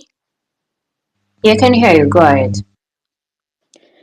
Okay, I'll start by saying thank you first for giving me the mic, and thank you for the space. For me, I'll start by saying every soldier has a duty post and a purpose in every war. Saving Kenya has become a do or die affair. There's nothing else we can do without saving our country. If you're patriotic enough, if you love your motherland, because we do not have any other country, we must fight for this nation. There's some pride that I've had as a Kenyan for a very long time, and I believe this is something we've all had. We have this pride in East Africa, we have this pride all over the world, but that pride now is that is something that is at stake. I'd like to say that we shouldn't relent. First, we should uphold peace because this is a nation that loves peace. I would like to also start by saying that let's also believe in the sovereign power of God because without God, there is nowhere we are going. Let's just be real. So our sovereignty lies with God. Let's start with Him. Let's pray. And as we pray, it doesn't mean that we don't fight. Let's pray. Let's protest peacefully. Let's go to the streets. Let's do everything that we can to see that Kenya is brought back to what it was, or even to what is better than it was. I have some few issues here. I don't know. I feel like we should actually start by I don't know how I can put it, but we should start by amplifying the real problems in this nation. First, we start by the citizenship of this nation. Bill Gates has brought something that is not acceptable in our country. We should start by stamping our feet down that we need IDs. Without the normal IDs that we had, there was no problem with those IDs. The duration of the time that we get the IDs, we should really make noise about our land